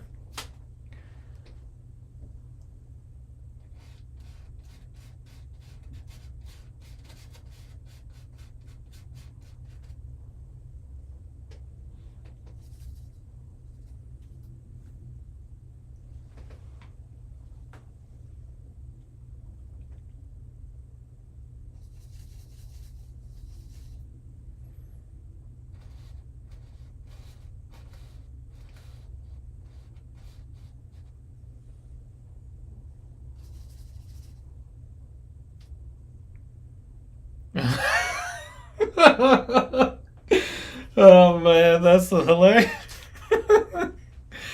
Oh, GG, that's messed up. That's a good one though. Dang. I'm not even gonna lie, that's a good one. I don't know why I didn't think of that.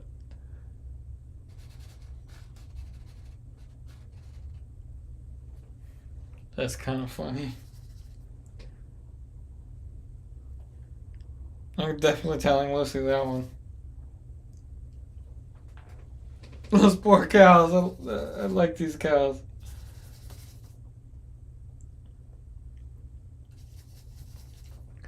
Just by the way, I will play the oil painting ALLA Prima tutorial style video, 5 to 7 minutes, in just a couple minutes. Man, that was a good one. I wasn't expecting that.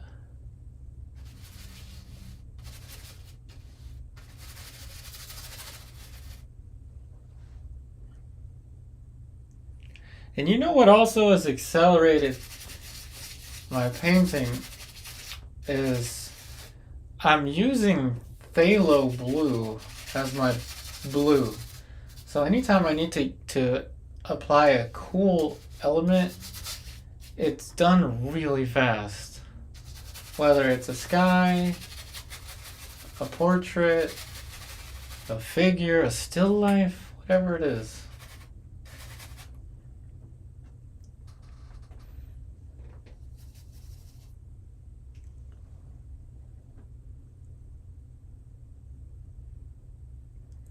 They're looking at me like, how could you laugh? That's a good one. That's a good one.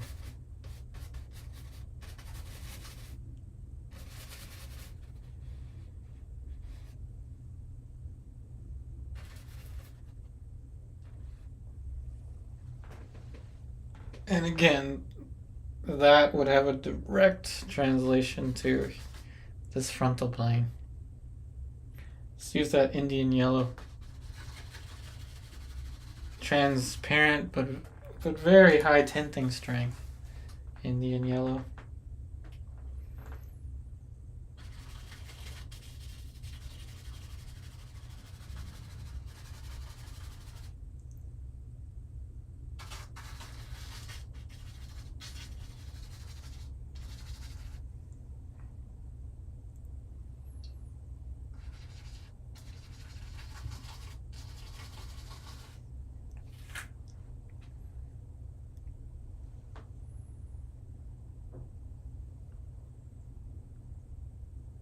Yes, you definitely get a point. You get many points for making me laugh. That was a really good one.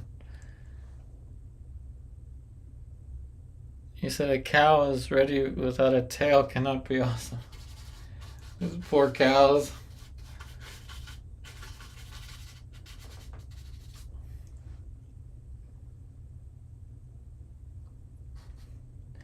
Yeah, some little glimpse of light, but I don't want to break up the planes too much.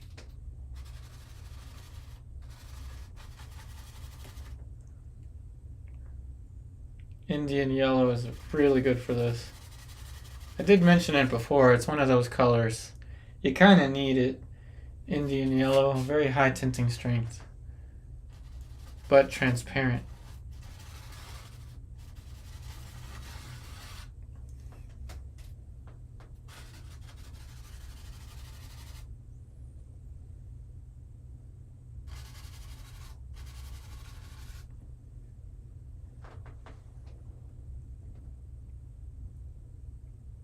Tiny tails.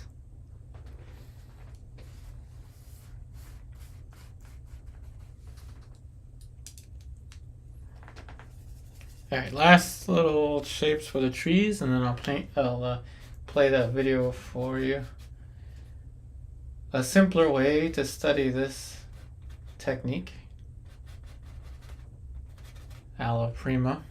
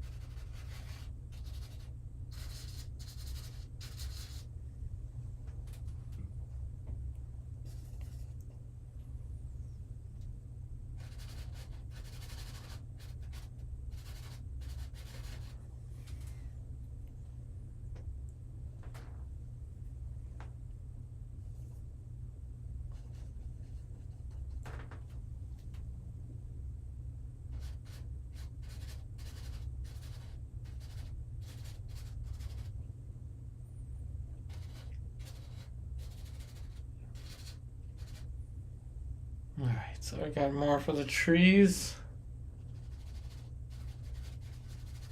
Happy little trees with some friends. The trees made friends with the cows. Oh dang. I'm not even gonna go there, but I already thought of another joke.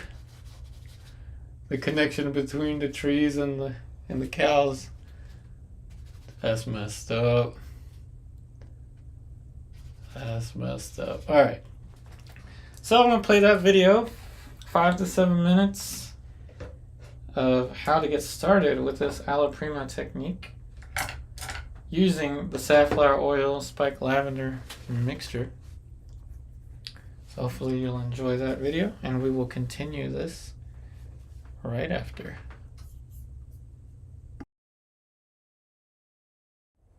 Welcome to What's going on, YouTube? Welcome to another break time quick 5 to 7 minute oil painting. This is just a gessoed piece of wood. It was gessoed with acrylic gesso, and now I have added a thin coat of raw umber and black using a mixture of safflower oil and spiked lavender. Now we are going to use the ALLA Prima technique to paint a 5 to 7 minute eye. We're going to start off with white. This is going to create a sphere for us. And this is going to be the eye socket area right here. And down here is going to be the corner of the eye. This is the edge of the eye socket, and now we have the entire shape for the eye socket The tear duct will be about here. Next thing we will do is go and get the dark brush. This is going to be just black and raw umber right here. So this is going to be our tear duct, black and raw umber. This is going to be the end of the eye, and this is going to be the iris. Very simple iris shape there. And now we're going to put in the bottom plane of the upper eyelid, lower eyelid, and the top of the lower eyelid. Very simple, iconic looking eyeball shape. Next, we are going to go in with the light back towards the top of the eye, and this will give us the eyebrow right above. Nice and easy. So there's a quick little eyebrow. The tear duct is going to pick up some light, and this creates the tear bag area. And you want to work with a decent amount of paint so that you can apply different value changes, as you're seeing there, just by modifying how much pressure you put on the brush. So this is the tear duct here. See how it gets lighter? Less pressure will make this less light. And now we're going to have a little bit of light picking up on the top plane of the upper eyelid as it starts to curve around the back side of the eye there. We'll also pick up a little bit of light on the upper eyelid, and we'll also pick up a little bit of light on the top of the eye socket, which is going to create a nice gradation here. And these are just cheap pieces of wood that were gessoed with Liquitex acrylic gesso. They're cheap pieces of wood that are perfect for doing oil painting sketches such as this one. And less pressure is going to make this less bright as we work all the way towards the back side of the eye, finishing the first pass for this eye. Next thing we are going to do is add more light to the top, giving us close to our brightest light. And you can paint this in 5 to 7 minutes at home for practice. Simple practice. Now a little bit of light for the sclera. Remember, the sclera, the white of the eye, is not white, but rather some type of middle value. Now this painting is of course going to be in monochrome, meaning we're not going to add any values. But if you want to add, color, it's going to be in monochrome, which means we're not adding any color. But if you want to add color, you certainly can. But you see how much you can do without any need of color, and see how you can create this little gradation here with just white, black, and umber. And now we're going to add our darkest dark, which is going to be raw umber with a little bit of black for the pupil right there. And depending on the model there may be some darker eyelashes, so we can add those eyelashes. The dark for the eyelashes here. And it all depends on the model. And we can adjust the eyebrows with the same brush, wet into wet. Depending on if the model has thick eyebrows, soft eyebrows, it's up to you. You can create whatever eyebrows you want. And what I want you to do is, if you can help me out and do this 5 to 7 minute study on Instagram, post it with a hashtag #UpariArtist. And this is the final light.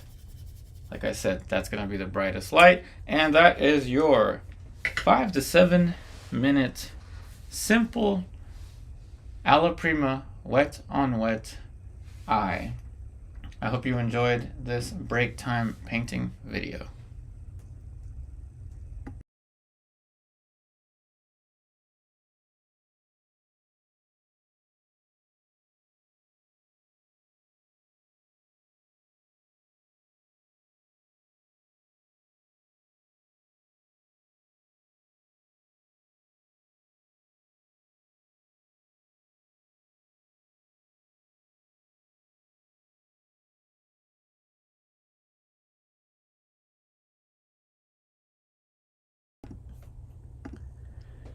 Alrighty, so let's continue this now.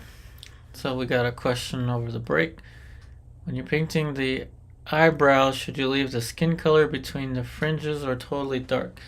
I like painting the eyebrows wet onto wet, even if it's a painting that has multiple layers. And what I like to do is paint the dark of the eyebrows onto the light of the skin, and then have a little less pressure for the lighter areas of the eyebrows and more pressure for the darker areas of the eyebrows. That's what I like to do. So let's continue this. So first thing I'm going to do is just kind of sit back a little bit. I know you can't see me, but I'm just sitting back looking at what we could possibly do.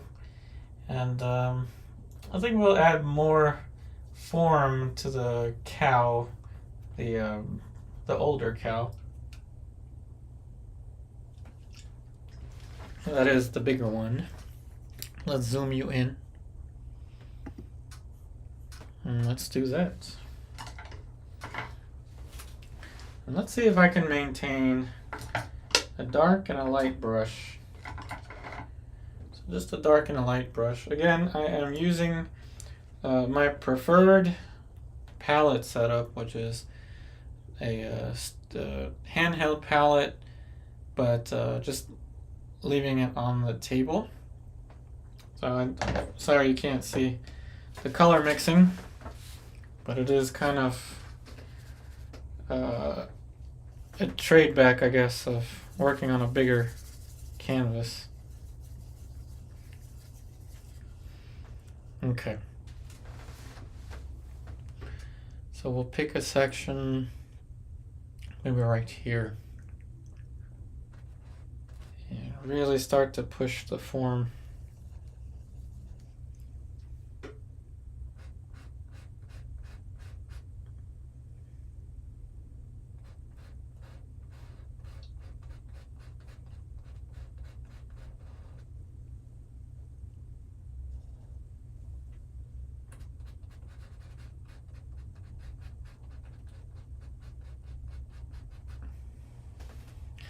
Now I will say, for this technique, linen might actually have an advantage over the cotton.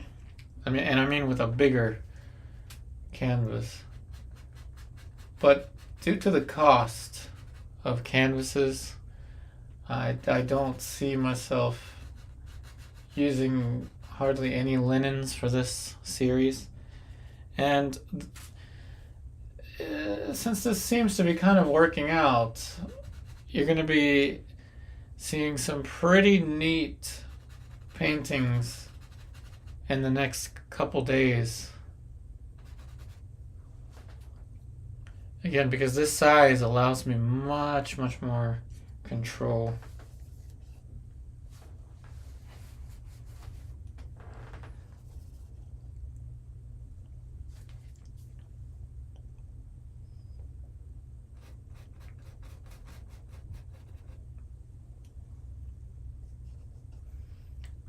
And thanks everyone for joining the stream. Our numbers are looking a little bit better today.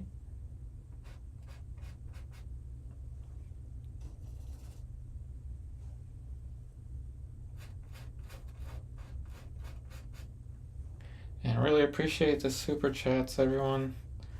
That is going to make these larger canvases a regular thing, a possibility.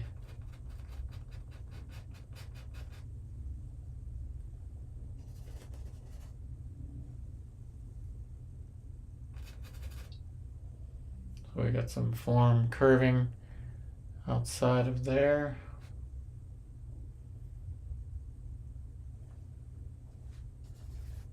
We're going to add more of a dark shape for the eyes.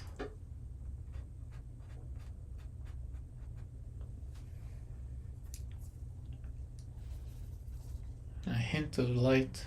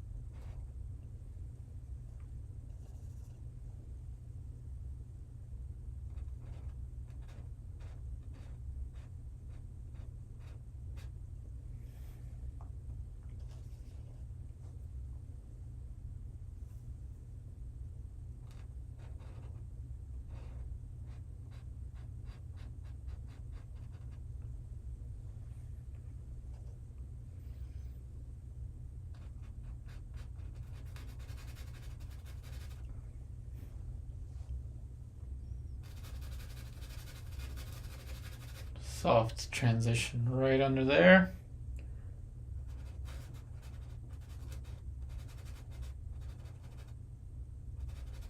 Giving much more form to the cow. Oh dang, that's messed up.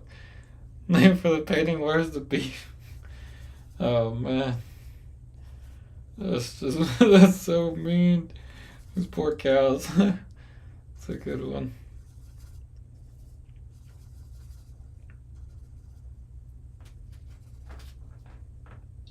Didn't I name it something already? ALLA Prima Wildlife Oil Painting. I guess I didn't name it, huh? I think I was gonna name it Till the Cows Come Home, but where's the beef? Oh man.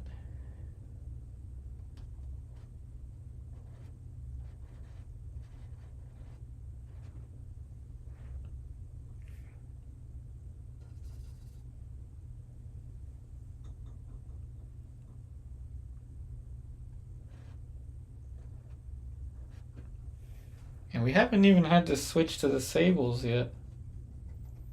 Though I imagine with the other paintings we will.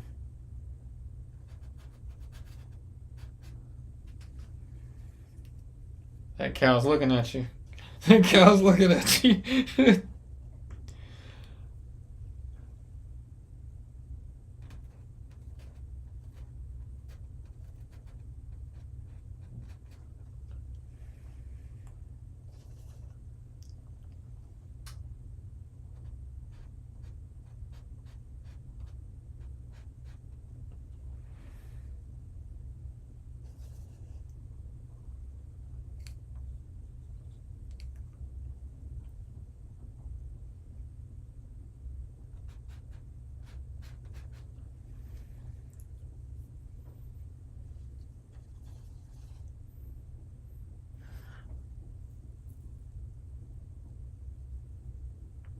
Yeah, that's funny.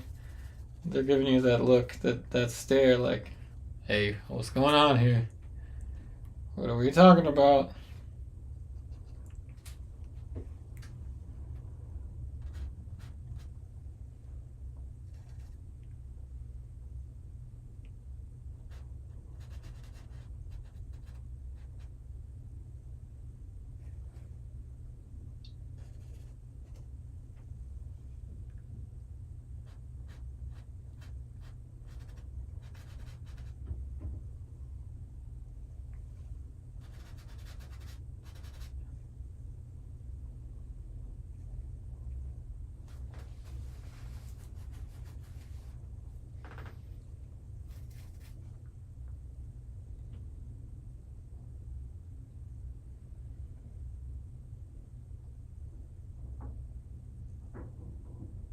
Oh man, you said to blame me part.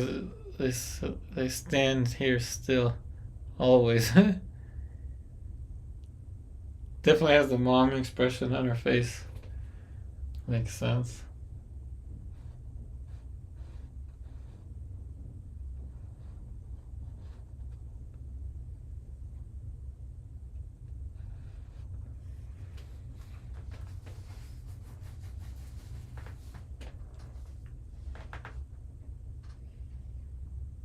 More for that glow effect. Let's add a little hint of light under here.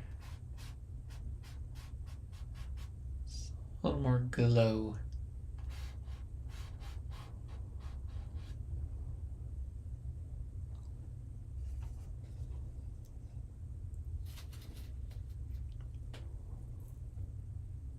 That's a funny story, Lottie. She's tired of the husband. She is staring very seriously.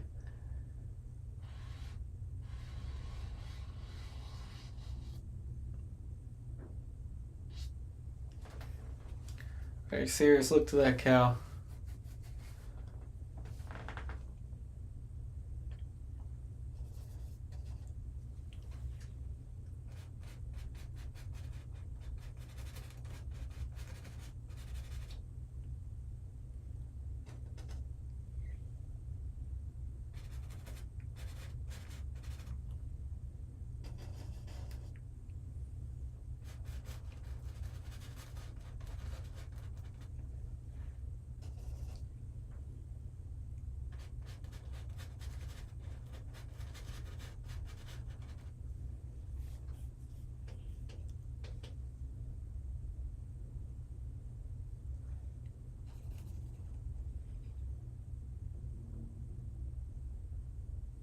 Maybe I got the wrong cow. That's true. It's a possibility. I got the wrong cow. You know, I don't even think I will need the lead white. It's on the palette, but I haven't used it yet. We'll definitely use it tomorrow, though.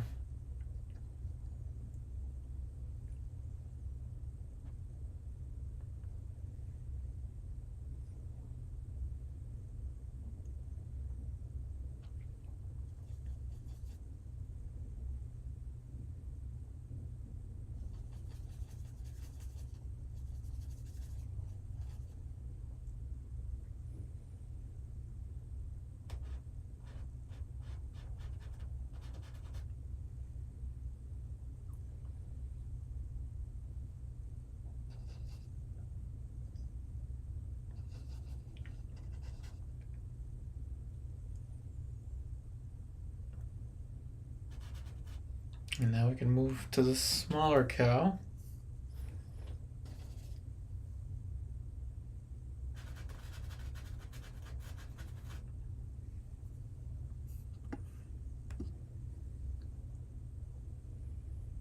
Now the smaller cow's eyes are quite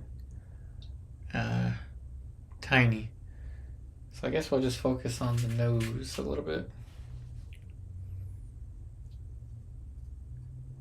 Oh, I'm glad you like the cast shadow on the baby cow's ear.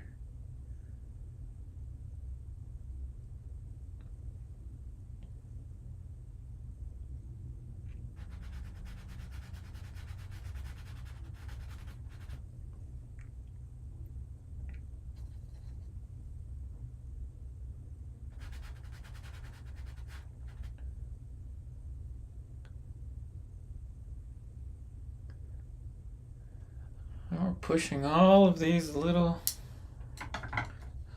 small shapes. Again, no odorless mineral spirits, just safflower oil and spike lavender, mostly safflower oil.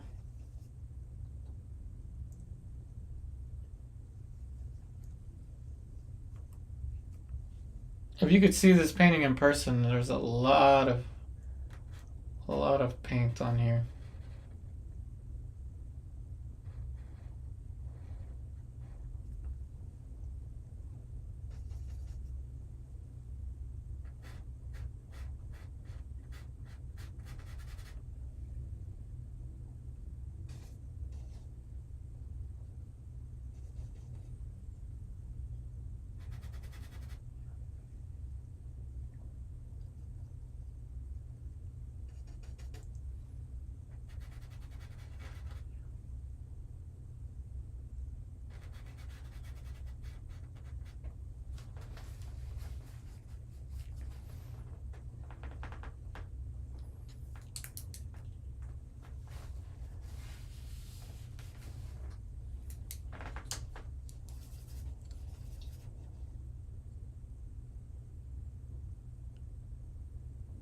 Oh yeah, there is a lot of color variation, you're correct.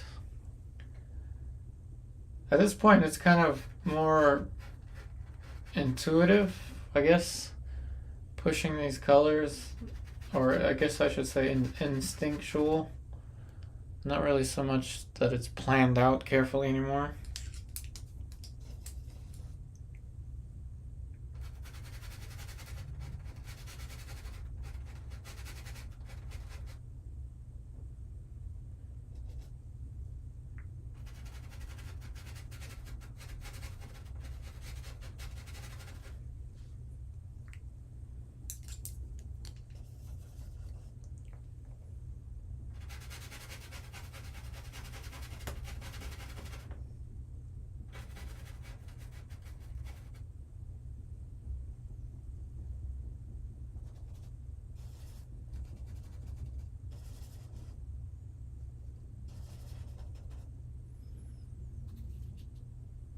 Yeah, and intuitive is the fun part, you're right. Enjoy my young age as a cow.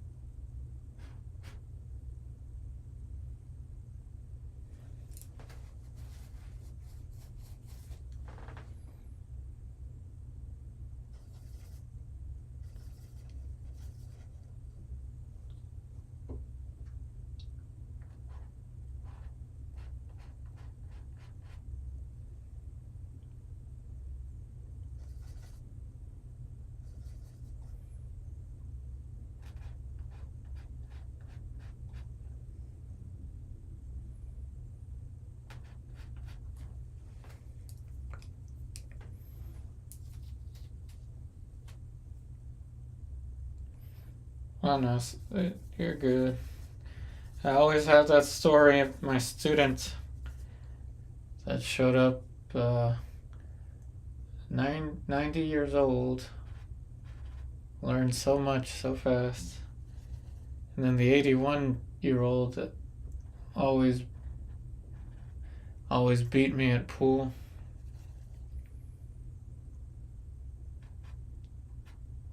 The thing about painting is we have so much time, like, to develop it. I mean, really, so much time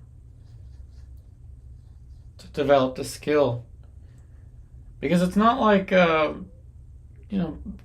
like motorcycle racing or something like that, where, once we reach a certain age or something, it's just our bodies can't keep up with the motion. But this is one of those things that's not so much physical, it's mostly mental.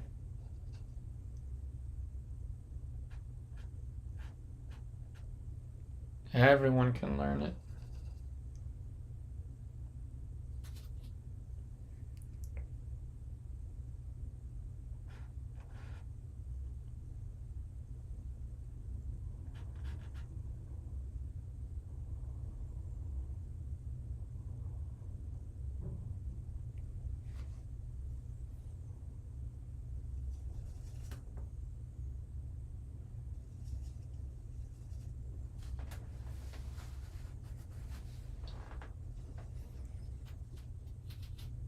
Depends on the motion, I guess.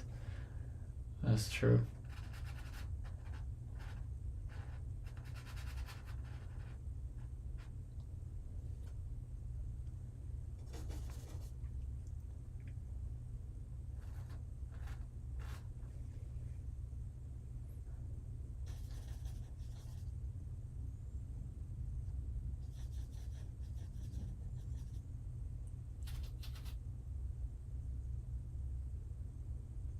State of inner rest.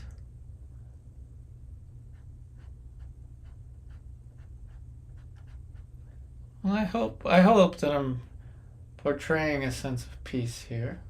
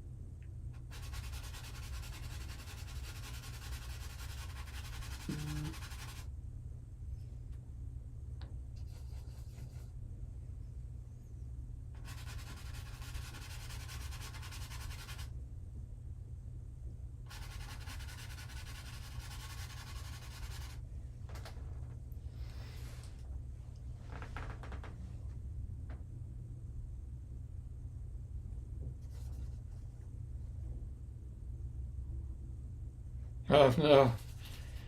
Hopefully they're not asking if that looks like a butcher. Run away, cows, run away.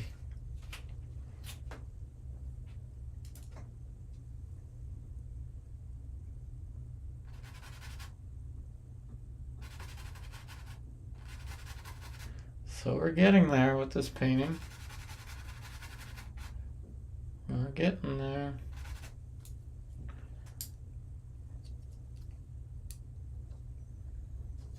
And the bigger size didn't harm us at all.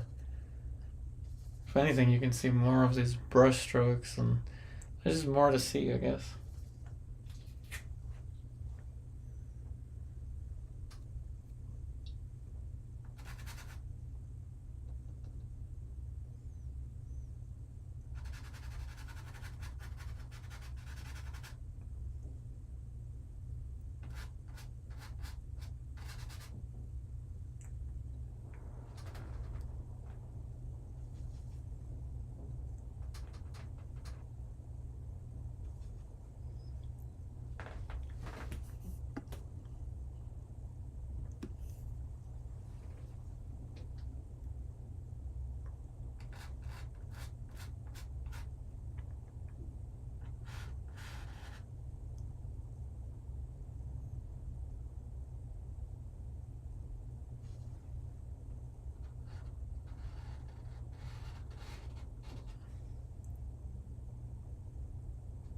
of course the planes for the grass.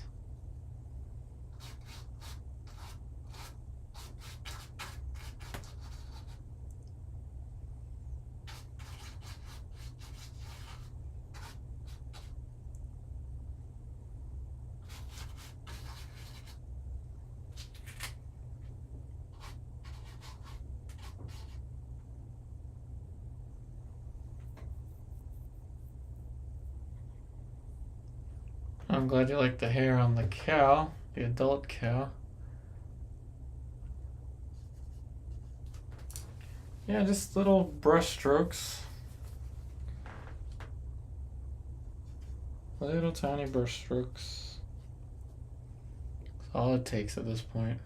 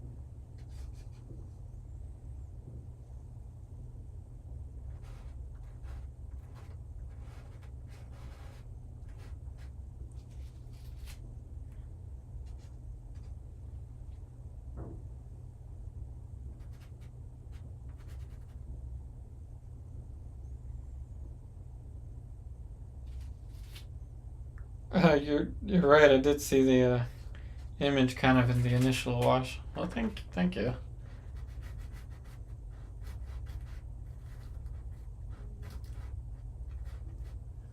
It's all these things that my teachers told me a long time ago, but now that I'm really trying to push the limits, go beyond the limits, it's essential to be able to see the big picture right away. Absolutely.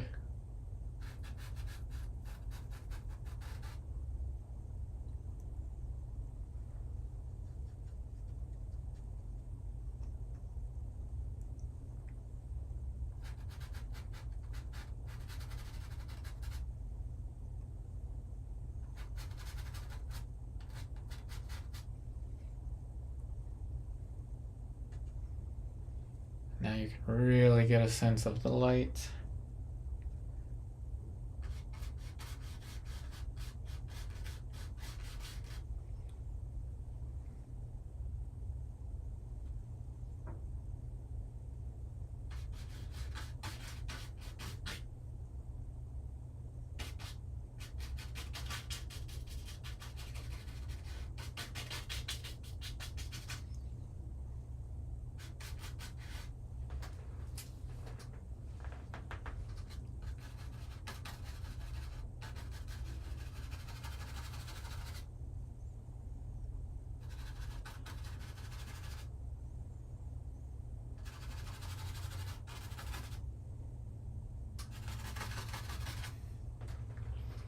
Let's see. You can see the light on the blades of grass kind of frame the light effect on the little cow.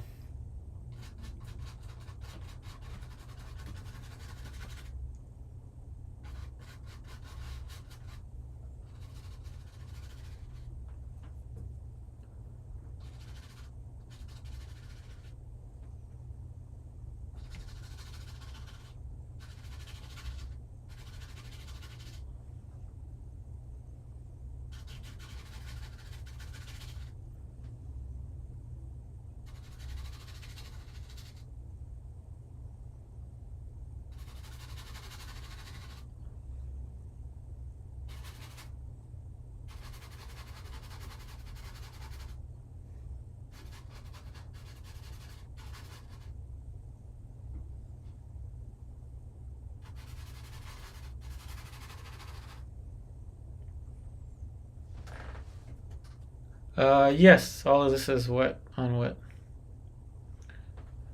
There could be some black and yellow, yeah. You remember those days. Yep, all of this is wet on wet.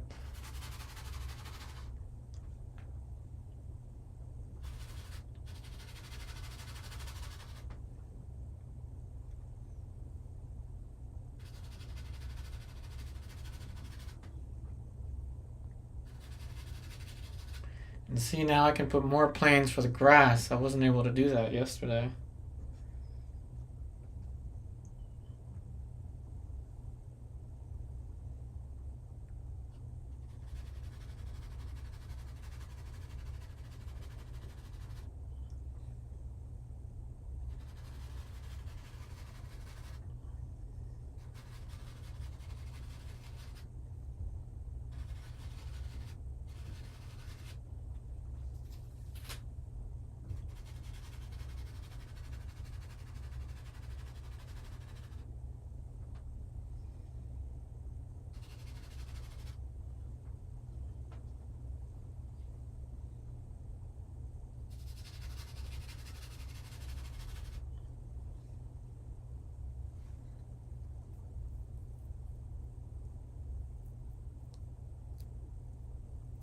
Oh, thanks, Lottie. Glad you like it. I will be selling prints of these, of course. I need to buy the printer paper that works, but I do have a. Lucy has a printer that I can use.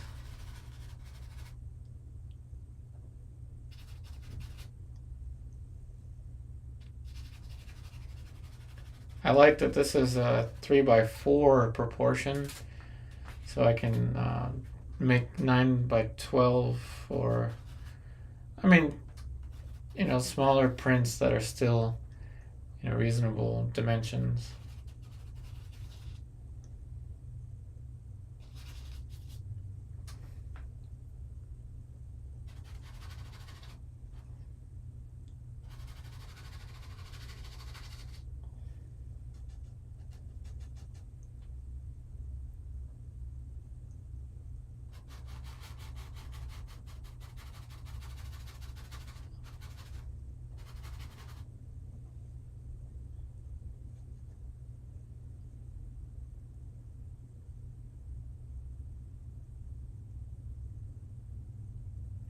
Oh, yes, and the You Got Mail painting. Thanks. I'm glad you like that one too. That's the one that made me want to paint bigger because I had some issues with the smaller planes and the short that I uploaded yesterday. I realized that smaller canvas, my camera doesn't pick up as much detail.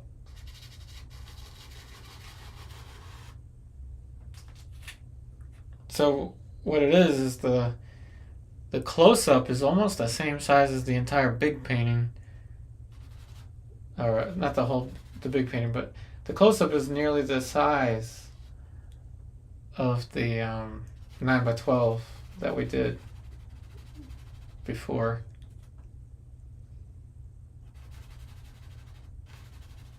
And then from far back, you should be able to see that much more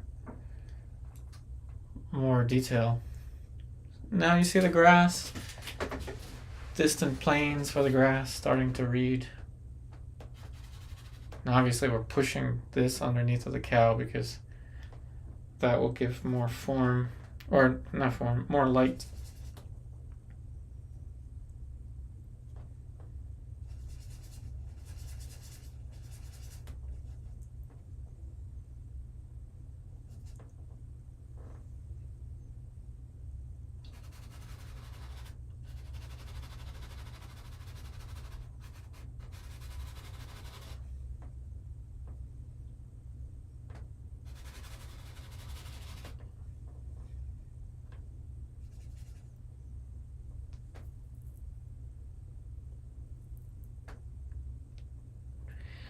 To some extent, a smaller paintbrush would help, yes, but it still wouldn't be as much resolution on my camera, because with a smaller painting my camera has to zoom more, and this is a not a bad camera, but it's not the best.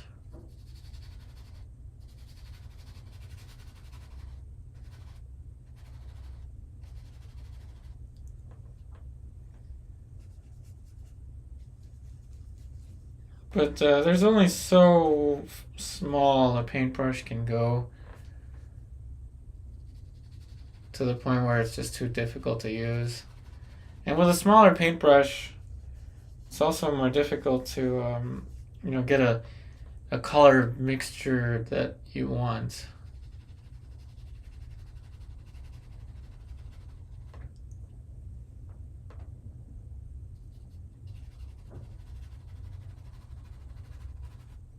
But now you see the grass is really starting to look like grass. It's because of these smaller planes.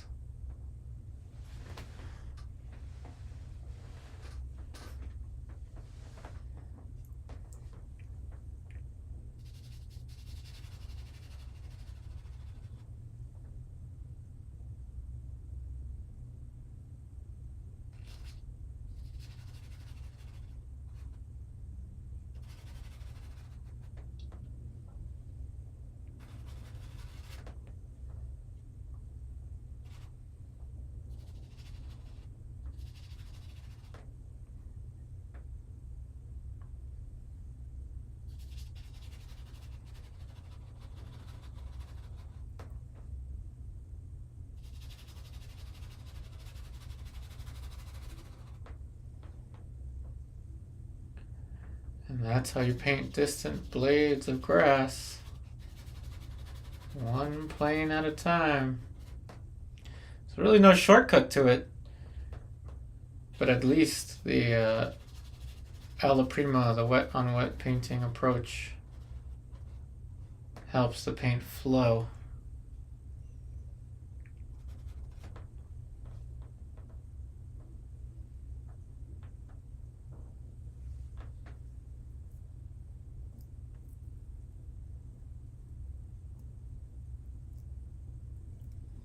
So you're planning to transfer print out a drawing into a wet prepared pre-painted canvas. That's cool.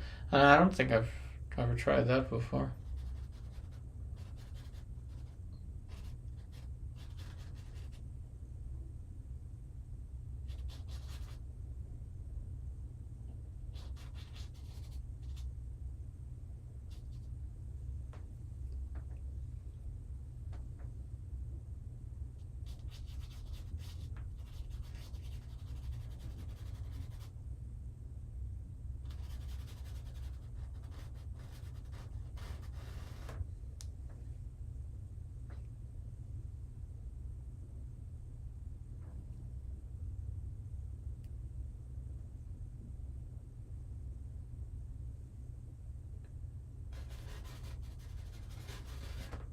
Wonder if that one was a typo.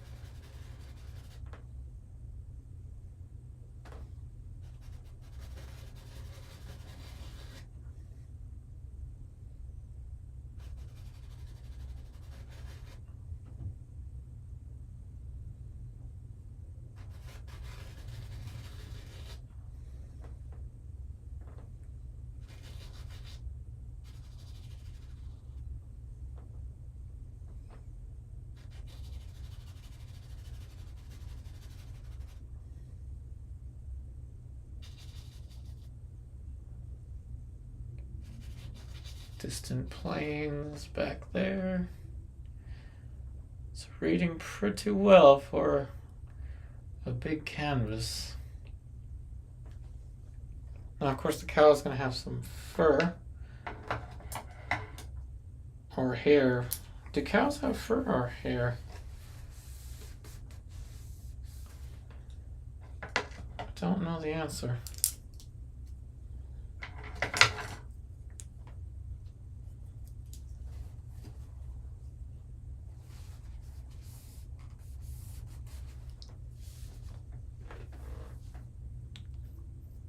Oh, thanks, Paul Perry. Oh, I'm glad. Oh, it makes the nose look wet. I didn't think about that, actually. I'm glad you noticed that.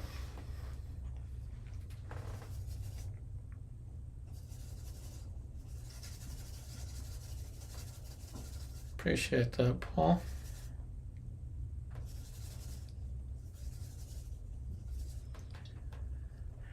Let's paint in some fur,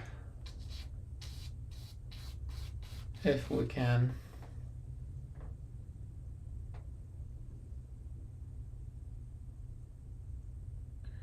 Where's the clover that they all eat the flowers? Oh yeah, they ate all the flowers. They have hair. Oh, okay, they have hair, not fur.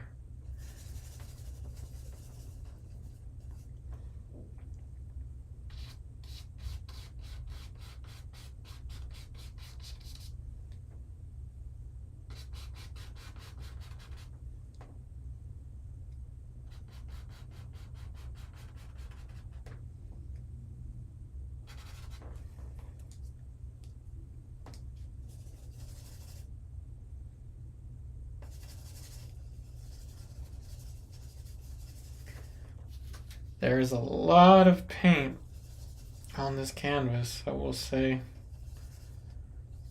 Especially when you don't use the thinner, when you don't use the mineral spirits, you use a lot of paint.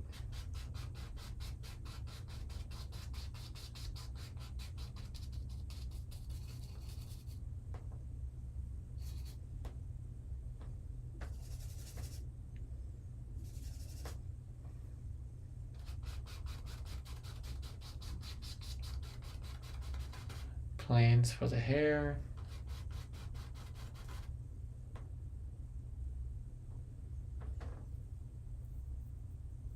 Mammals, partly characteristic of having hair. Oh.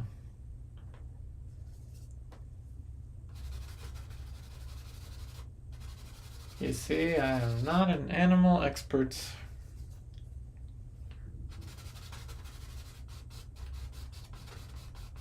That just goes to show you, you don't have to know too much about what you're painting, you're just painting shapes.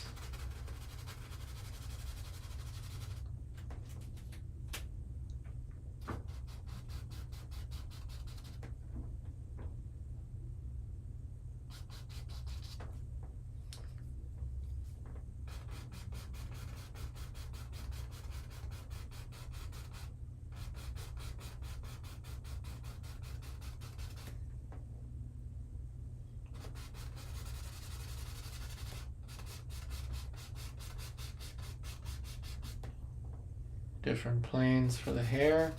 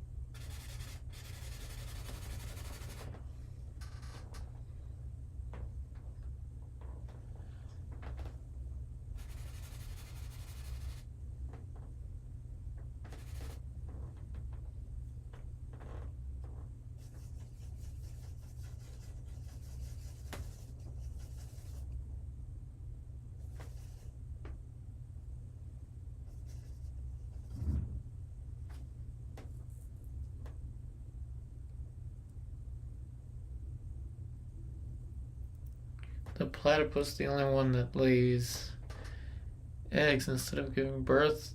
Mammals? Oh, I didn't know. Perhaps we shall paint a platypus in the future.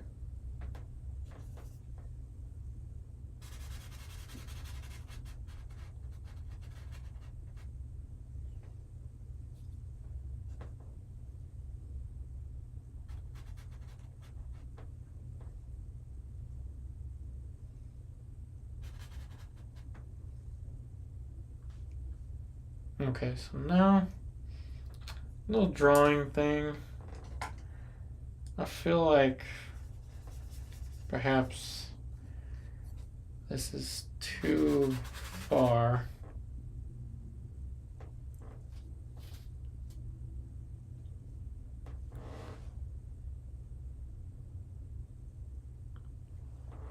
Oh, I didn't know that.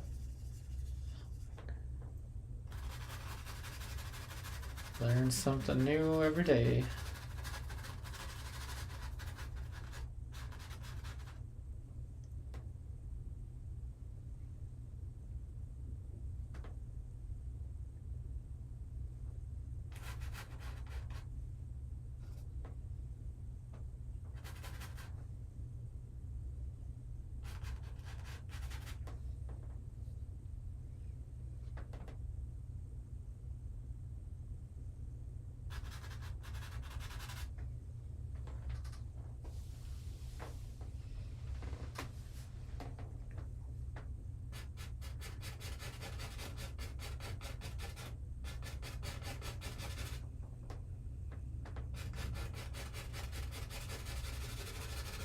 And it'll be much easier to sign these bigger ones. Much easier. That's another thing I wasn't too fond of with the smaller ones.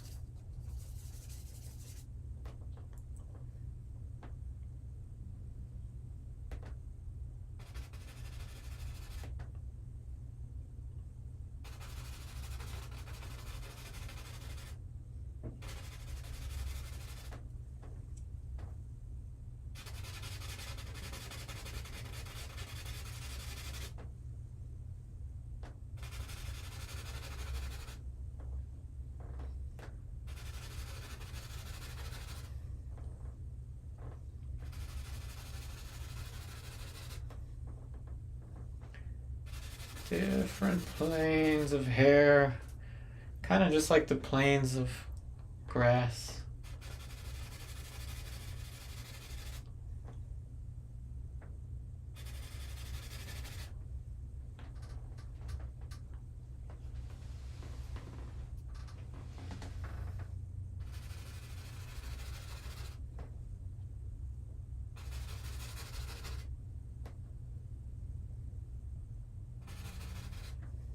Now see, this is one of those where I could put a UFO up there and it would kind of make sense.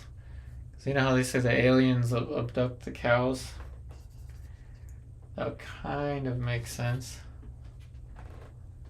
The only way I'll put that up there is if somebody says they're going to buy this. Or else I may be losing my chances of selling this in the future.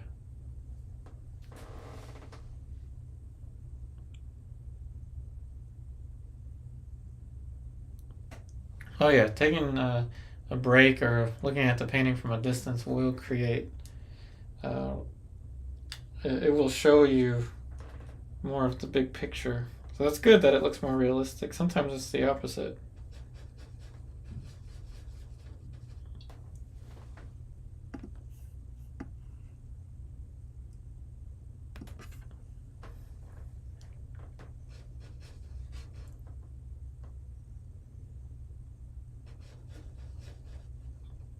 Oh, it just makes so much sense to put a UFO in the sky and then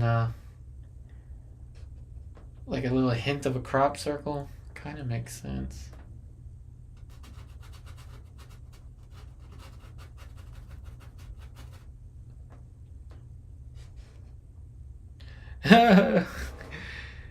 Hey, you'll say the UFO. Oh man, I've done it so many times, but it seems so important to add the UFO with the cow. I mean, it makes sense, right? The cow is going to be abducted. It does make sense. Alrighty. I think it's my first time seeing you comment, Yosei.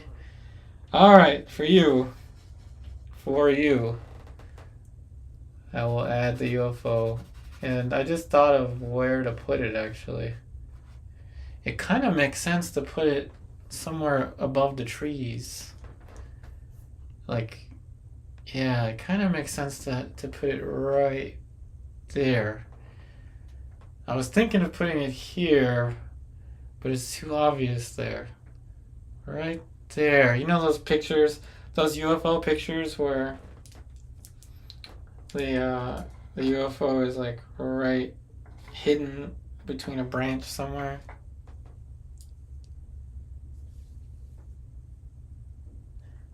Okay, so that seems like the perfect place to put it.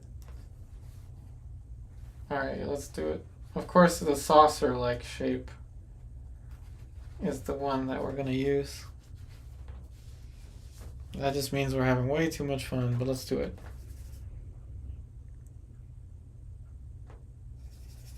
Yes, the UFO is hiding behind the trees.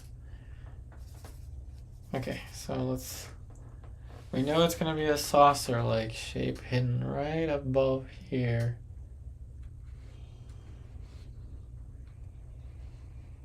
So in order to be a UFO, it's got to have some metallic reflection to it.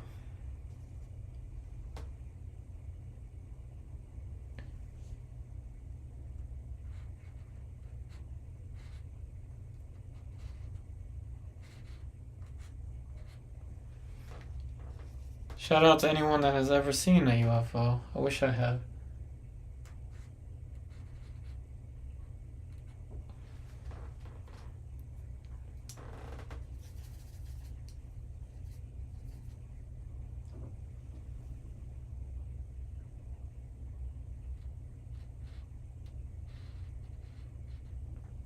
There should be a tiny bit of light on the metal.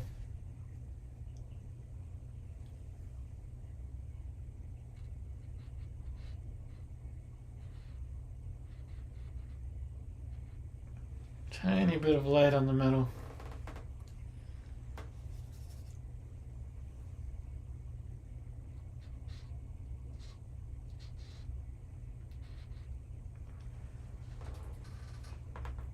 And then of course we always put a light underneath of the UFO.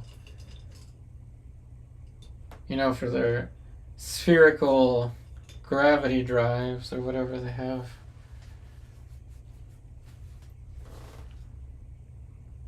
Where they're rotating some kind of super strong material close to the speed of light, creating their own gravitational fields.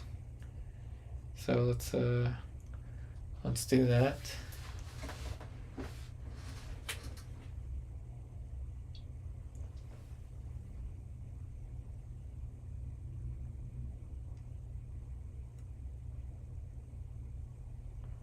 Little glimpse of light.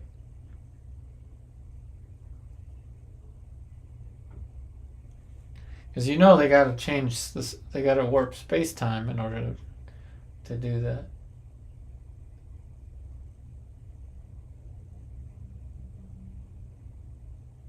Okay, there.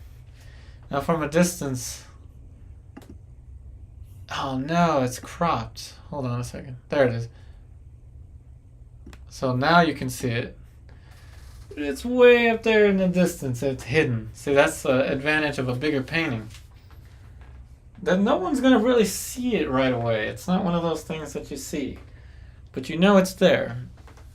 Because Yosei asked us to put it there. The little hidden UFO. Oh, it's coming. It's coming for these cows. It's coming for these cows. Oh, man.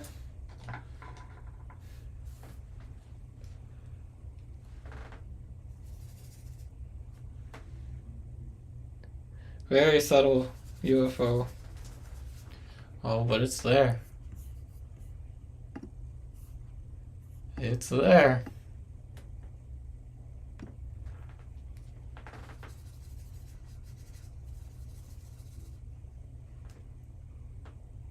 Right, the cows gotta beware. They're in trouble.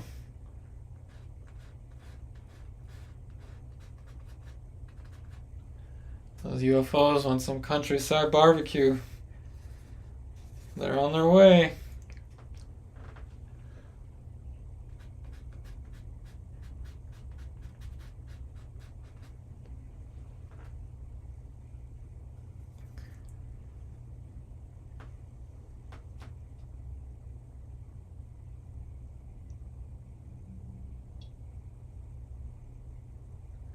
Thanks, Lottie. A little light on the ear there.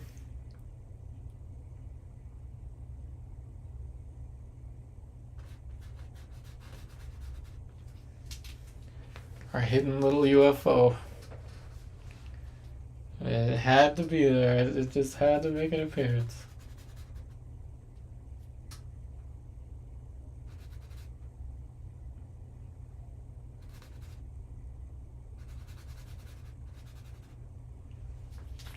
Just like that, we're in our final 10 minutes. Which makes sense that we would add a UFO in the final 10 minutes. No mosquitoes in here. The mosquitoes didn't make it.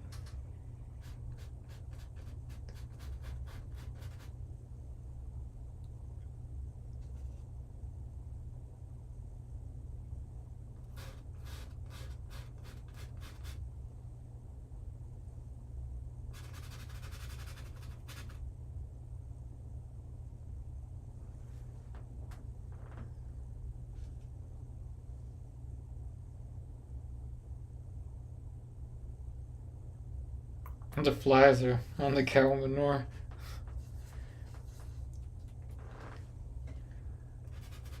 That's good. That means I did my job. Now we're really creating the story behind the cows. Does anybody know where cow flesh, victory wiggle comes from?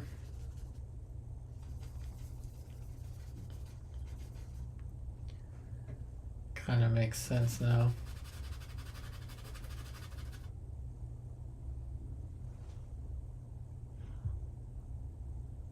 Hair in the ear. Could put some hair in the cow's ear. Sure.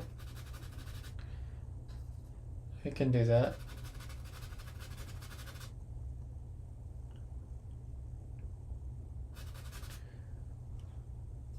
Let's go for kind of a warmer.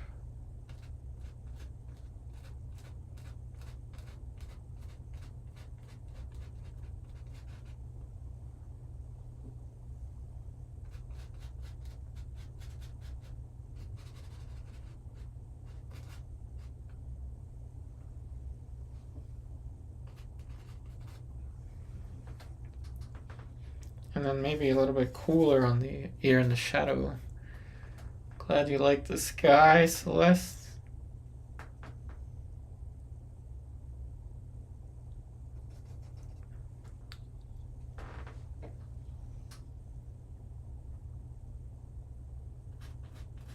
Overall, I think this bigger painting actually kind of worked.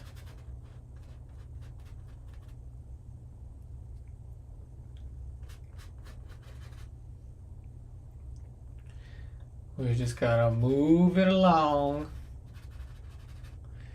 Gotta move it along.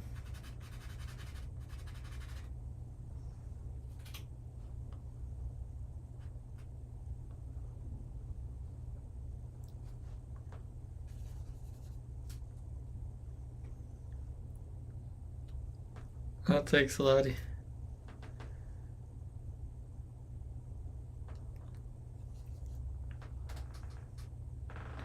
Well, hopefully the light and shadow on the cows will work.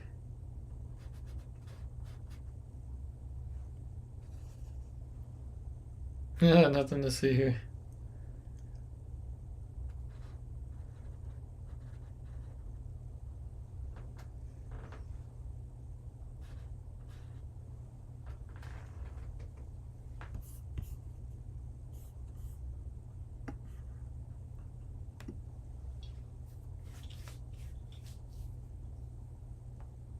So we got some pretty strong light and shadow. I think we're nearly there. Not really much left. Not much left. We've got the UFO, which was kind of important. There we go. Just want to make sure it stays in the frame. We can see the UFO. Another good name for the painting. Nothing to see here. Holy cow, we've got to keep moving along. Let's see.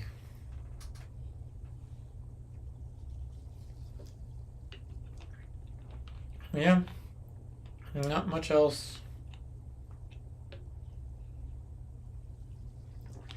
I will get a brush to fluff out the tree right here. I really don't want to dirty up a clean brush, but I'm gonna have to. You know what? Hold on a second, everyone. I've got a tool that might work for that. Be right back.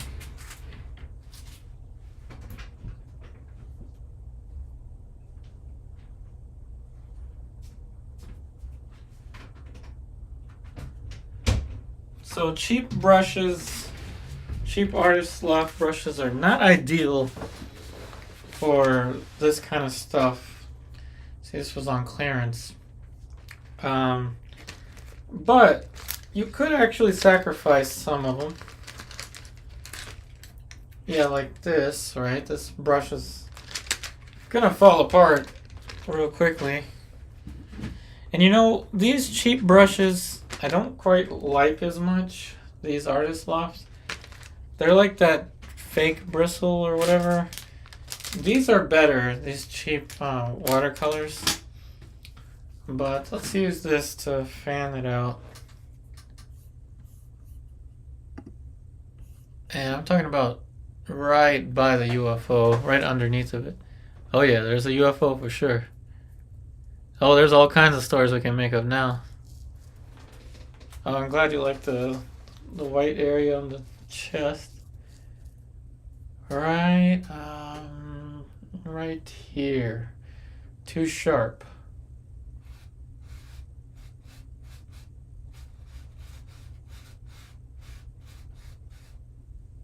Just blur. It's kind of like the blur tool on Photoshop.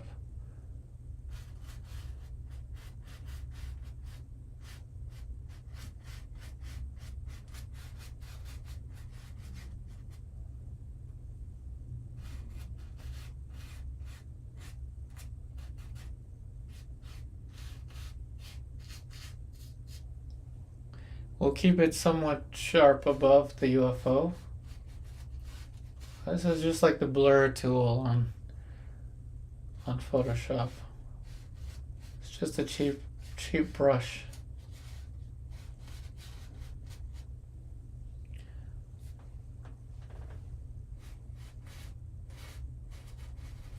And this is what Bob Ross would use, the fan brush, I think, for painting the trees, but I don't want it to be so sharp.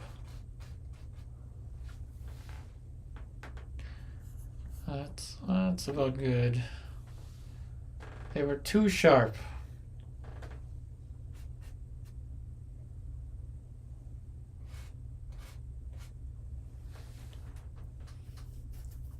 Other stuff we can fan out.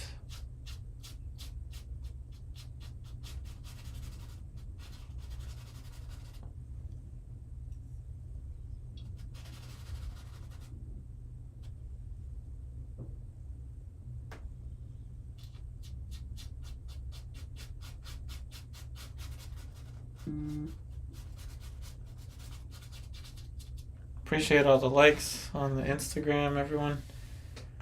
I posted yesterday's painting on Instagram.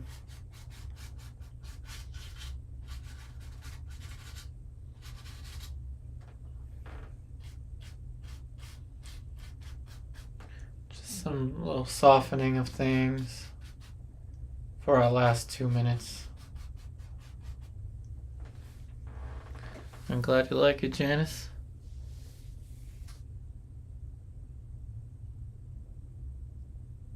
Huge leaves now. Well, I guess it's just gonna be blur. Blur, blur, blur. All it is blur, blur, blur. And perhaps that is something I can work on, is trees. Maybe I'll do some practice painting sessions of trees. Always something we can improve upon. But what I used to say in the past, when in doubt, blur it out.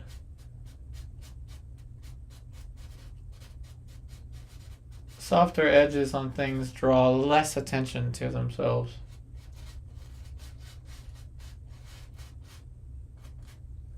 So this way, this draws less attention to itself, more attention to the cow.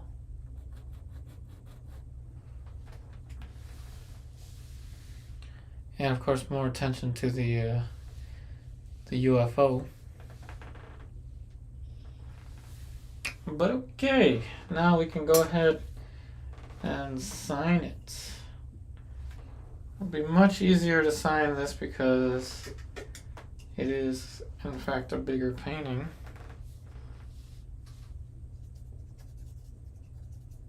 So we'll sign it on the bottom left. Right there.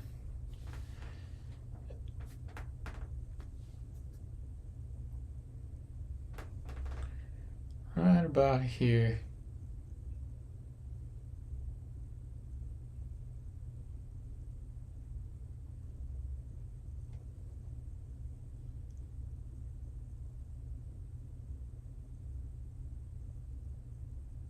It censored you? Oh no. That's weird. I didn't think YouTube cared about me that much. I'm talking about the algorithm. Weird that would have done that to you. Wasn't me. Was not me.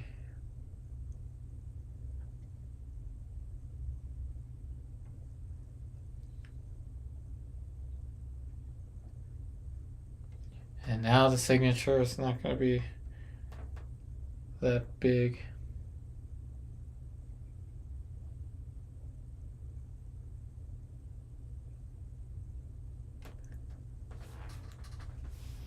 Okay. So now let's just pan over to here and hope that YouTube will turn this into the thumbnail, or else I'm going to have to. Thank you, Celeste. Oh, it's part of the controlled disclosure. We're getting too close to the truth with the UFOs. So basically, I'm doing these brush strokes so that YouTube catches it as a thumbnail. I hope it does. If not, I'll adjust it myself. This could get a little darker closer to the ear.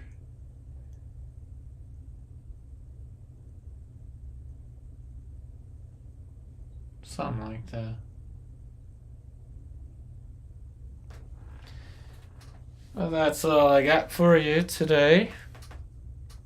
All I got for you. Hopefully you enjoyed the stream. Don't forget, the schedule is Monday through Friday, 1:30 p.m. Eastern Daylight Time. That is whatever time of day it is in DC at 1:30. That's when I will be streaming. And the streams go all the way until 5 o'clock p.m. So hopefully you enjoyed today's stream. It was kind of an experiment with a bigger canvas in order to get more detail. And I kind of like the way that it turned out. I think it turned out all right.